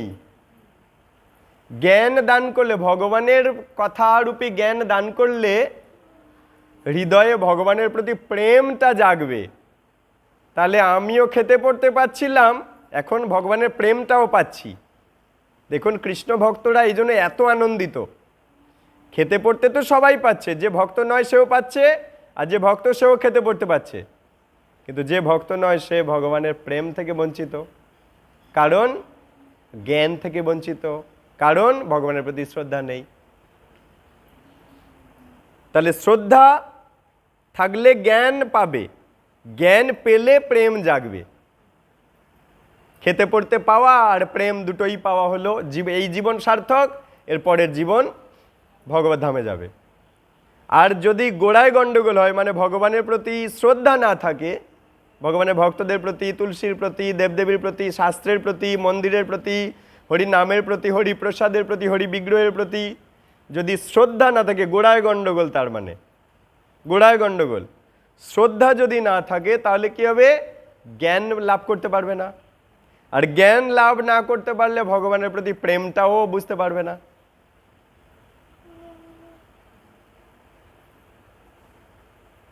তাহলে গোড়ায় গণ্ডগোল, যে শ্রদ্ধা নেই, সেটা কি করে ঠিক হবে? সেটা কি করে ঠিক হবে? সেটা হচ্ছে বৈষ্ণব সেবা, সাধু সঙ্গ। কোনো যদি বৈষ্ণবকে একটু সাহায্য করে, ধীরে ধীরে ধীরে ধীরে সুকৃতি বাড়বে। সেই সুকৃতি গাঢ় হতে হতে শ্রদ্ধার জন্ম নেবে। জ্ঞানে বা অজ্ঞানে যদি কোনো সেবা দিয়ে থাকে, যদি কোনো জয়গান গেয়ে থাকে, ধীরে ধীরে সুকৃতিগুলো বাড়বে, অনর্থ নাশ হবে, সুকৃতি বাড়বে। সুকৃতি বাড়লে সেটা আরো ঘনীভূত হয়ে শ্রদ্ধা হবে, শ্রদ্ধা থেকে জ্ঞান প্রাপ্ত হবে, জ্ঞান থেকে প্রেম লাভ হবে। তো যারা এরকম অজ্ঞান, তাদের প্রতি আমাদের ঘৃণা না করে তাদের কি করে কৃপা করা যায় চিন্তা করা উচিত। কারণ তারা পতিত জীব, কত পিছিয়ে পড়া জীব, তাদেরকে কি করে টেনে তোলা যায়, তাই জন্য একটু জ্ঞানে অজ্ঞানে তাদেরকে কৃষ্ণ প্রসাদ দিতে হবে। তাদের অর্থ দিয়ে একটু কোনো গোবিন্দের উন্নতিকল্পে বা গোবিন্দের ভক্তদের সেবার কল্পে কোনো কিছুতে ব্যয় করিয়ে নিতে হবে। ওগুলো অজ্ঞাত সুকৃতি রূপে ওরই জন্ম নিচ্ছে। ওই সুকৃতিগুলো জমা হতে হতে যখন যথেষ্ট সুকৃতি সাপোর্ট করবে, তখন শ্রদ্ধা জাগবে। যার পূর্ব জন্মের অনেক সুকৃতি আছে, তার শ্রদ্ধা বেড়ে গেছে, জ্ঞান পেয়ে গেছে, প্রেমও জাগরিত হয়ে গেছে। সুকৃতি। এই জন্য বলছে না দিয়া বৈষ্ণব সেবা নিস্তার পাইয়াছে কে বা। বৈষ্ণব সেবা না দিলে সুকৃতি বাড়বে না, সুকৃতি না বাড়লে শ্রদ্ধা বাড়বে না, শ্রদ্ধা না বাড়লে জ্ঞান পাবে না, আর জ্ঞান না পেলে ভগবানের প্রতি প্রেমটা বাড়বে কি করে? যাকে আমি জানি না তার প্রতি প্রেম বাড়বে কি করে? তাই না? অচেনা ব্যক্তির প্রতি কি প্রেম আমাদের হয় কখনো?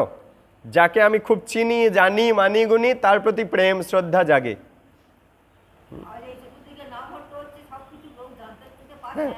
জানছে বলে, প্রেম বাড়ছে বলেই এত খাটছে গোবিন্দের জন্য। গৌরহরি করাচ্ছেন, গুরুদেব করাচ্ছেন। আচ্ছা, হরে কৃষ্ণ। তো উৎকৃষ্ট ও নিকৃষ্ট সকল বস্তুর গন্তব্যস্থল সম্পর্কে অবগত এবং সেই সকল বস্তুর তত্ত্ববোধায়ক নিয়ন্ত্রণকারী আপনাকে আমরা প্রণাম জানাচ্ছি। অর্থাৎ সব কিছু নিয়ন্ত্রণ করছে গোবিন্দ, আমরা তাকে প্রণাম জানাচ্ছি। আপনি এই বিশ্ব থেকে স্বতন্ত্র হয়েও এই মায়িক জগৎ সৃষ্টির ভিত্তি আর তার সাক্ষী স্বরূপ। বলছে কি, এই বিশ্ব থেকে স্বাধীন আপনি, জন্ম মৃত্যুর থেকে স্বাধীন আপনি। এই জড়জগৎ সৃষ্টির ভিত আপনি, সাক্ষী আপনি, আপনি সমগ্র জগতের মূল কারণ। হে সর্বশক্তিমান ভগবান, যদিও জড় কার্যকলাপে লিপ্ত হবার আপনার কোনো কারণ নেই, তবু এই বিশ্বব্রহ্মাণ্ডের সৃষ্টি স্থিতি প্রলয়ের আয়োজনের জন্য আপনার নিত্য কাল শক্তির মাধ্যমে আপনি কাজ করছেন। এই জড়জগতের প্রতি আপনার কোনো ইচ্ছা নেই, এটা তো নিকৃষ্ট, কিন্তু তবুও এই জড়জগৎটা চালাতে হবে। আমার সন্তানেরা জেলখানায় আটকে আছে, তারা খাবে কি, মাগবে কি, থাকবে কিভাবে, সেটা চালানোর জন্য প্রভু কৃষ্ণ পরমাত্মা রূপে প্রবেশ করেছে এই জড়জগতে। তার কোনো ইচ্ছা নেই এই জড়জগতে ঢোকার, কিন্তু তবু প্রভু কৃষ্ণ এখানে প্রবেশ করছে, রথযাত্রা করছে, হ্যাঁ, বিভিন্ন লীলাবিলাস করছে। এখানে লীলা করার কোনো ইচ্ছা তার নেই, তবু করছে। ইচ্ছা না থাকলেও প্রভু করছে, তাহলে আমরা কেন করব না? ইচ্ছা না থাকলেও কেন প্রচারে যাব না? সৃষ্টির পূর্বে সুপ্ত থাকা প্রকৃতির প্রতিটি গুণসমূহের বৈশিষ্ট্যমূলক ক্রিয়াকলাপকে জাগ্রত করে আপনি এই কাজ করছেন। নাগের পত্নীরা কৃষ্ণকে বলছে আপনি জড়জগৎকে চালাচ্ছেন। কেবলমাত্র আপনার দৃষ্টির দ্বারা খেলার ছলে এই সমস্ত জগৎ নিয়ন্ত্রণের কার্যকলাপ আপনি নিখুঁতভাবে করছেন। মানে এই জড়জগৎকে নিয়ন্ত্রণ করা গোপালের কাছে খেলা, খেলার মাধ্যমেই তিনি নিখুঁতভাবে জগৎ চালিয়ে দিচ্ছে। কোন টিয়া পাখি কবে কি খাবে, কোন পিঁপড়ে কি খাবে, কোন হাতি কি খাবে, কোন জলহস্তি কি খাবে, কোন তিমি মাছ কত টন ছোট মাছ খাবে, ও গোপালের সব হিসেব করা আছে। কোন দিন কে কার পেটের মধ্যে যাবে। হ্যাঁ, খেলিছ এ বিশ্ব লয়ে বিরাট শিশু, আন মনে খেলিছ। আমার এরকম একটা চিন্তা হচ্ছিল, মানে বাথরুমে জামা কাপড় কাচ্ছি, জামাতে দেখছি একটা পোকা। তা কী করব বলি, পোকাটা একটু সরিয়ে দিয়েছি, দিতে দেখি সে বাথরুমের একটা পরিষ্কার করার ওয়াইপার আছে, তার ডাঁটির মধ্যে বসে আছে। তা আমি এখন চিন্তা করছি যে দেখো, এ ছিল ঘরের মধ্যে, ওকে আমি এনে রাখলাম বাথরুমের মধ্যে, ওয়াইপারের একটা ডাঁটির মধ্যে সে উঠে বসে আছে। এখন আজ দুপুরে ও কি খাবে?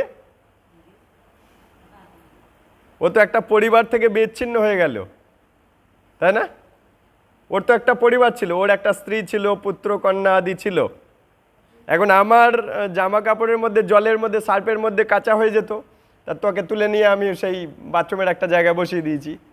এখন মনে মনে এবার চিন্তা হচ্ছে, ওর স্ত্রী এখন চিন্তায় পড়ে গেছে, ওর পুত্ররা অনেক 10টা 12টা 20টা পুত্র কন্যা ছিল, তারা এখন তো চিন্তায় পড়ে গেছে বাবা গেল কই, বা সে কি করে পরিবারের কাছে ফিরবে।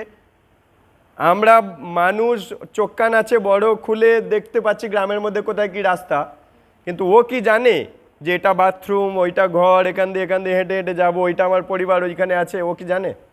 অত বুদ্ধি বা অত বড় চোখ খোলামেলা ব্যাপারটা তো নয়, ওরা তো বদ্ধ জীব, অনেকটাই বদ্ধ, কন্ডিশন সোল। এখন ও পরিবারের কাছে ফিরবে কি করে? হ্যাঁ, ও খাবে কি দুপুরবেলা? কিন্তু প্রভু কৃষ্ণের সমস্ত চিন্তার সমাধান আছে। এখন আমি চিন্তা করছি, আমি তো জানি না ওর পরিবারটা কোথায়, আমি কি করে জানবো যে ওর পরিবারটা এক্স্যাক্টলি কোথায়? কিন্তু প্রভু কৃষ্ণ জানে যে ওর পরিবারটা কোথায় আছে। আমি খুঁজলেও পাবো না তো তার পরিবারকে, ইম্পসিবল তো সেটা। বা পরক্ষণ এটা চিন্তা হচ্ছে, আমি ওর পরিবারকে এইভাবে দূর করে দিলাম, তাহলে এই কর্মটাও তো ঘুরে আসতে পারে আমার জীবনে, যে ও মানুষ হবে আর আমাকে পরিবার থেকে দূরে সরিয়ে দেবে। মানে এগুলো আমার সবসময় চিন্তা হয়, বিভিন্ন কার্যকলাপের মাধ্যমে এইগুলো চিন্তা হয়। আরে ওটাই তো বড় ক্ষতি, তার পরিবার থেকে বিচ্ছিন্ন করে দেওয়া। যাই হোক, তার মানে বদ্ধজীব কত কষ্টে আছে ভাবো। একটু বিচার করতে হবে। বুদ্ধিটা গোবিন্দ এই জন্য দিয়েছে। বুদ্ধিটাকে যদি একটু বিচার করো তাহলে তুমি চিন্তায় পড়ে যাবে যে আমরাও একসময় এরকম ছিলাম। হ্যাঁ, কত কষ্ট। ওই জন্য তো দেহ ছাড়ার পর ওদের বিচার হয় না, কারণ ওরা অলরেডি শাস্তি পাচ্ছে। আর মানুষ অনেক স্বাধীন, অনেক মুক্ত, সেই জন্য মানুষের মৃত্যুর পর বিচার হচ্ছে, আর কারোর বিচার হচ্ছে না কিন্তু, বুঝেছেন? হ্যাঁ, ওদের অলরেডি এখানে নরকের মতো শাস্তি হয়ে যাচ্ছে। আর একটা উদাহরণ দিচ্ছি। একদিন এই মন্দিরের মধ্যে বাইরে প্রচণ্ড ঝড় বৃষ্টি হয়েছে, আর মন্দিরের ওই শাটারের জানলায় দেখছি একটা ফড়িং এসে ঝোড়ো বাতাস খেয়েছে, জল খেয়েছে, এসে ওইরকম একদম যা তা অবস্থা হয়ে এসে আর বসে আছে। তাহলে আমি তখন চিন্তা করছি, দেখো পরিবার ভেঙে গেছে, এখন এ একা কোথায় যাবে? কোথায় যাবে? চিন্তার বিষয় নয় কি এটা?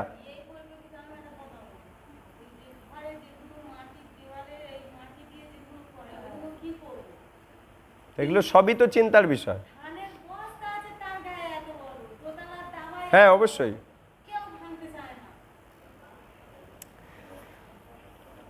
তা বলছে, সুতরাং ত্রিভুবন ব্যাপী সকল জড়দেহগুলি শতগুণে যারা শান্ত, রজগুণে যারা অশান্ত এবং তমগুণে যারা মূঢ়, সবই আপনারই সৃষ্টি।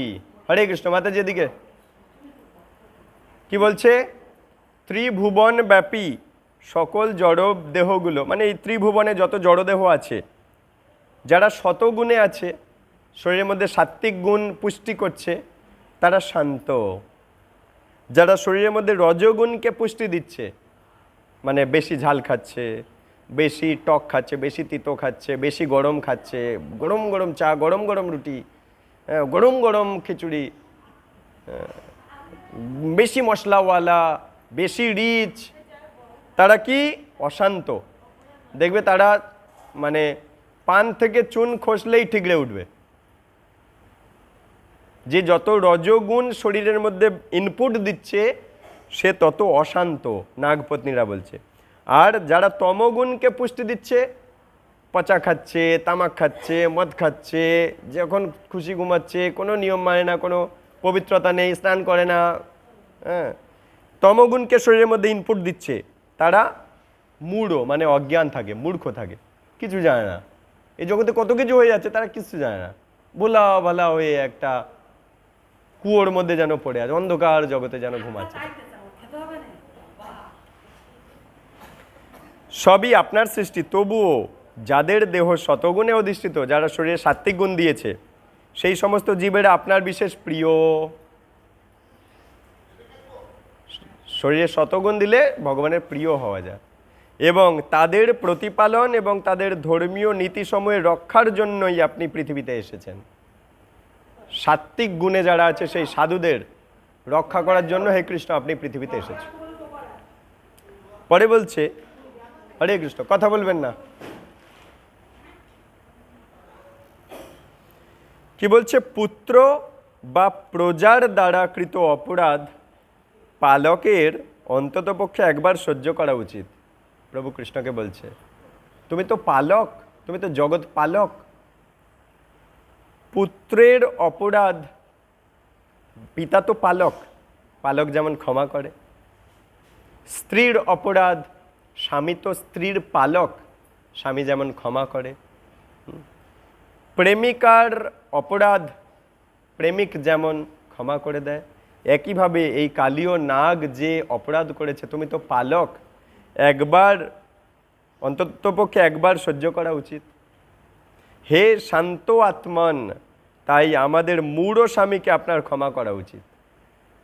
কৃষ্ণকে বলল, হে শান্ত আত্মন, কৃষ্ণের আত্মা খুব শান্ত, আমাদের এই মূর্খ স্বামীকে ক্ষমা করে দেওয়া উচিত, কারণ সে জানতো না আপনি কে আসলে, তাই আপনার দিকে রাগ দৃষ্টি দিয়ে তাকিয়েছে, আপনাকে পেঁচিয়ে ধরেছে, হ্যাঁ, আপনার দেহে কষ্ট দিচ্ছে।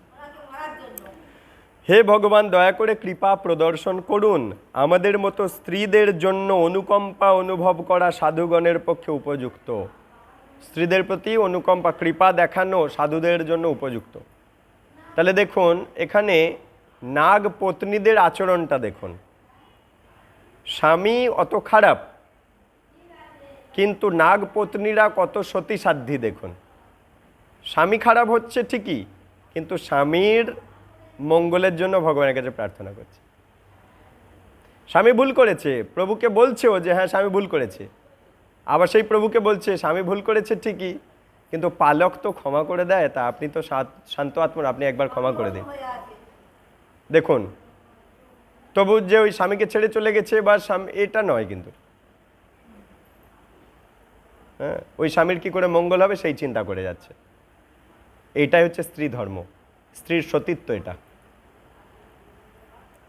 এই নাগ তার প্রাণ ত্যাগ করতে চলেছে, মানে এবারে মারা যাবে। আরও যদি তুমি ওর মাথার উপরে অত্যাচার করো তাহলে মারা যাবে। দয়া করে আমাদের জীবন আর আত্মা স্বরূপ আমাদের পতিকে ফিরিয়ে দিন। পতি অত খারাপ, পত্নীরা কি বলছে? দয়া করে আমাদের জীবন আর আত্মা স্বরূপ আমাদের পতিকে ফিরিয়ে দিন। একটা ভিডিও ক্লিপ আমি কদিন আগে কোনো একটা ক্লাসে দেখাচ্ছিলাম। পূজ্যপাদ আমাদের শ্রীহিত প্রেমানন্দ স্বামী মহারাজকে একজন প্রশ্ন করেছিল, আমার দাদার গুরুদেব যিনি। তো ওনাকে প্রশ্ন করেছিল যে স্বামী হিসেবে বা স্ত্রী হিসেবে একে অপরকে কেমনভাবে সম্মান করা উচিত, কেমনভাবে সম্পর্কটা রাখা উচিত। তা তখন মহারাজজি বললেন যে স্বামীর প্রাণ হবে স্ত্রী, স্ত্রীর প্রাণের প্রাণ হবে স্বামী।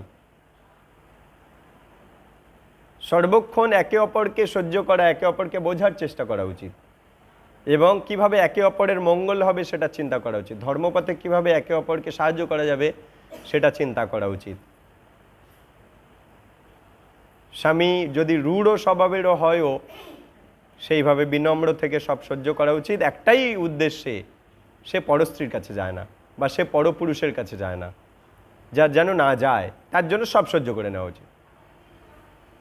ওই একটাই উদ্দেশ্যে সব সহ্য করা উচিত, যাতে সে অধর্মে না যায়, পাপে না যায়, তার জন্য সব কিছু মাথা পেতে নেওয়া উচিত। এইভাবে প্রাণের প্রাণ রূপে একে অপরকে শ্রদ্ধা সম্মান করে থাকা উচিত।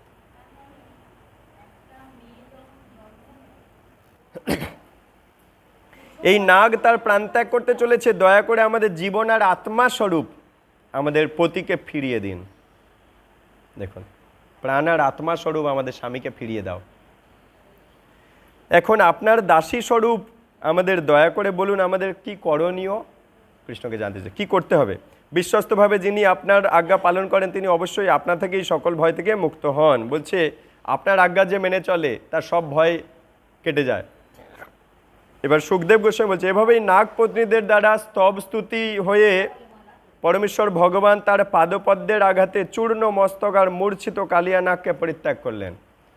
গুণগান স্তব স্তুতি শুনে কৃষ্ণ নেমে এসেছে কালিয়ার মাথা থেকে। কালিয়া ধীরে ধীরে ইন্দ্রিয়ের ক্রিয়ার জীবনী শক্তি পুনরায় ফিরে পেল।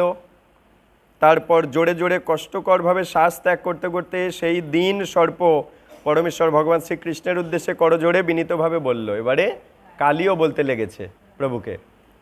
কালিও উবাচ, কালিও নাগ বলল সর্পরূপে আমাদের জন্মই আমাদের খল। যারা খল চরিত্রের হয়, বদমাস চরিত্রের হয়, তারা পরের জীবনে সাপ হয়। বলছে সাপ রূপে আমাদের যে জন্ম এটাই তো আমাদের খল জন্ম। তামসিক প্রকৃতি আর ক্রোধশীল করেছে।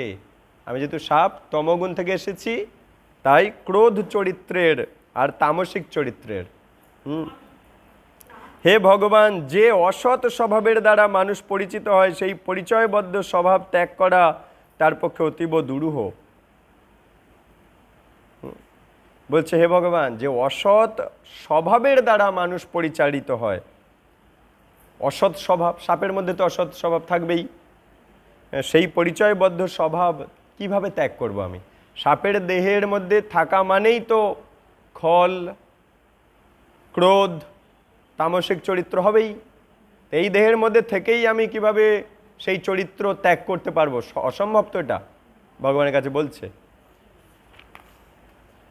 হে পরম স্রষ্টা, আপনি জড়গুণ সমূহের বৈচিত্র্য আয়োজনে এই জগৎ সৃষ্টি করে, আপনি তো এই জগৎ বানিয়েছেন, বৈচিত্র্যময় জগৎ বানিয়েছেন, এবং তা করতে গিয়ে আপনিই বিভিন্ন ধরনের ব্যক্তিত্ব আর জনি, বিভিন্ন ধরনের ইন্দ্রিয়জাত শারীরিক শক্তি, বিভিন্ন ধরনের মানসিকতা, রূপ, সমন্বিত বহু রকমের মাতা পিতা প্রকাশ করেছেন।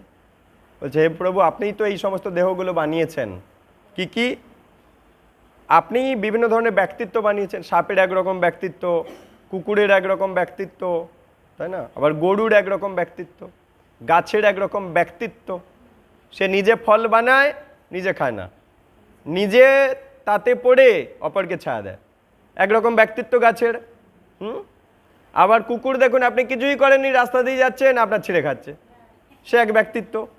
আবার দেখুন ওই চন্দ্রবোড়া, আপনি কিছুই করেননি, আপনার তেড়ে এসে কামড়াচ্ছে, সে একরকম ব্যক্তিত্ব।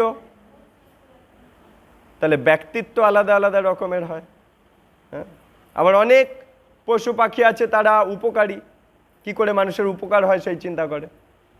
যেমন গাভী, নিজের রক্ত অমৃত বানিয়ে সমাজকে দান করছে।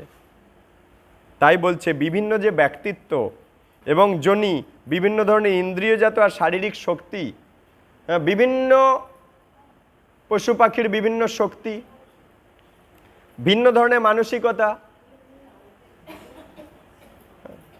এবং রূপ বিভিন্ন, মাতা পিতাও এইসব তো আপনিই বানিয়েছেন। কালিয়া বলছে, কত গুরুত্বপূর্ণ শিক্ষা।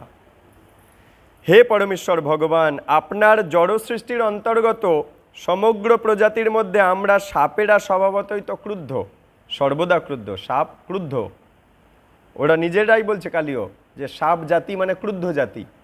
এভাবেই দুস্তজ আপনার মায়িক শক্তি দ্বারা মোহিত আমরা কিভাবে নিজেরাই তা ত্যাগ করব? আমার শরীরের মধ্যেই তো এইগুলো ভর্তি, তামসিক, রাগ, এইসব ভর্তি। আমি সাপ শরীরে থেকে কি করে ত্যাগ করব, আপনি বলুন। হে ভগবান, যেহেতু আপনি সর্বজ্ঞ, সব জানেন, জগতের ঈশ্বর আপনি, তাই আপনিই মায়া থেকে মুক্তির প্রকৃত কারণ। দয়া করে অনুগ্রহ বা নিগ্রহ, যা আপনি ঠিক বিবেচনা করেন আমাদের জন্য, তা বিধান করুন। বলুন আমাদের কি করা উচিত।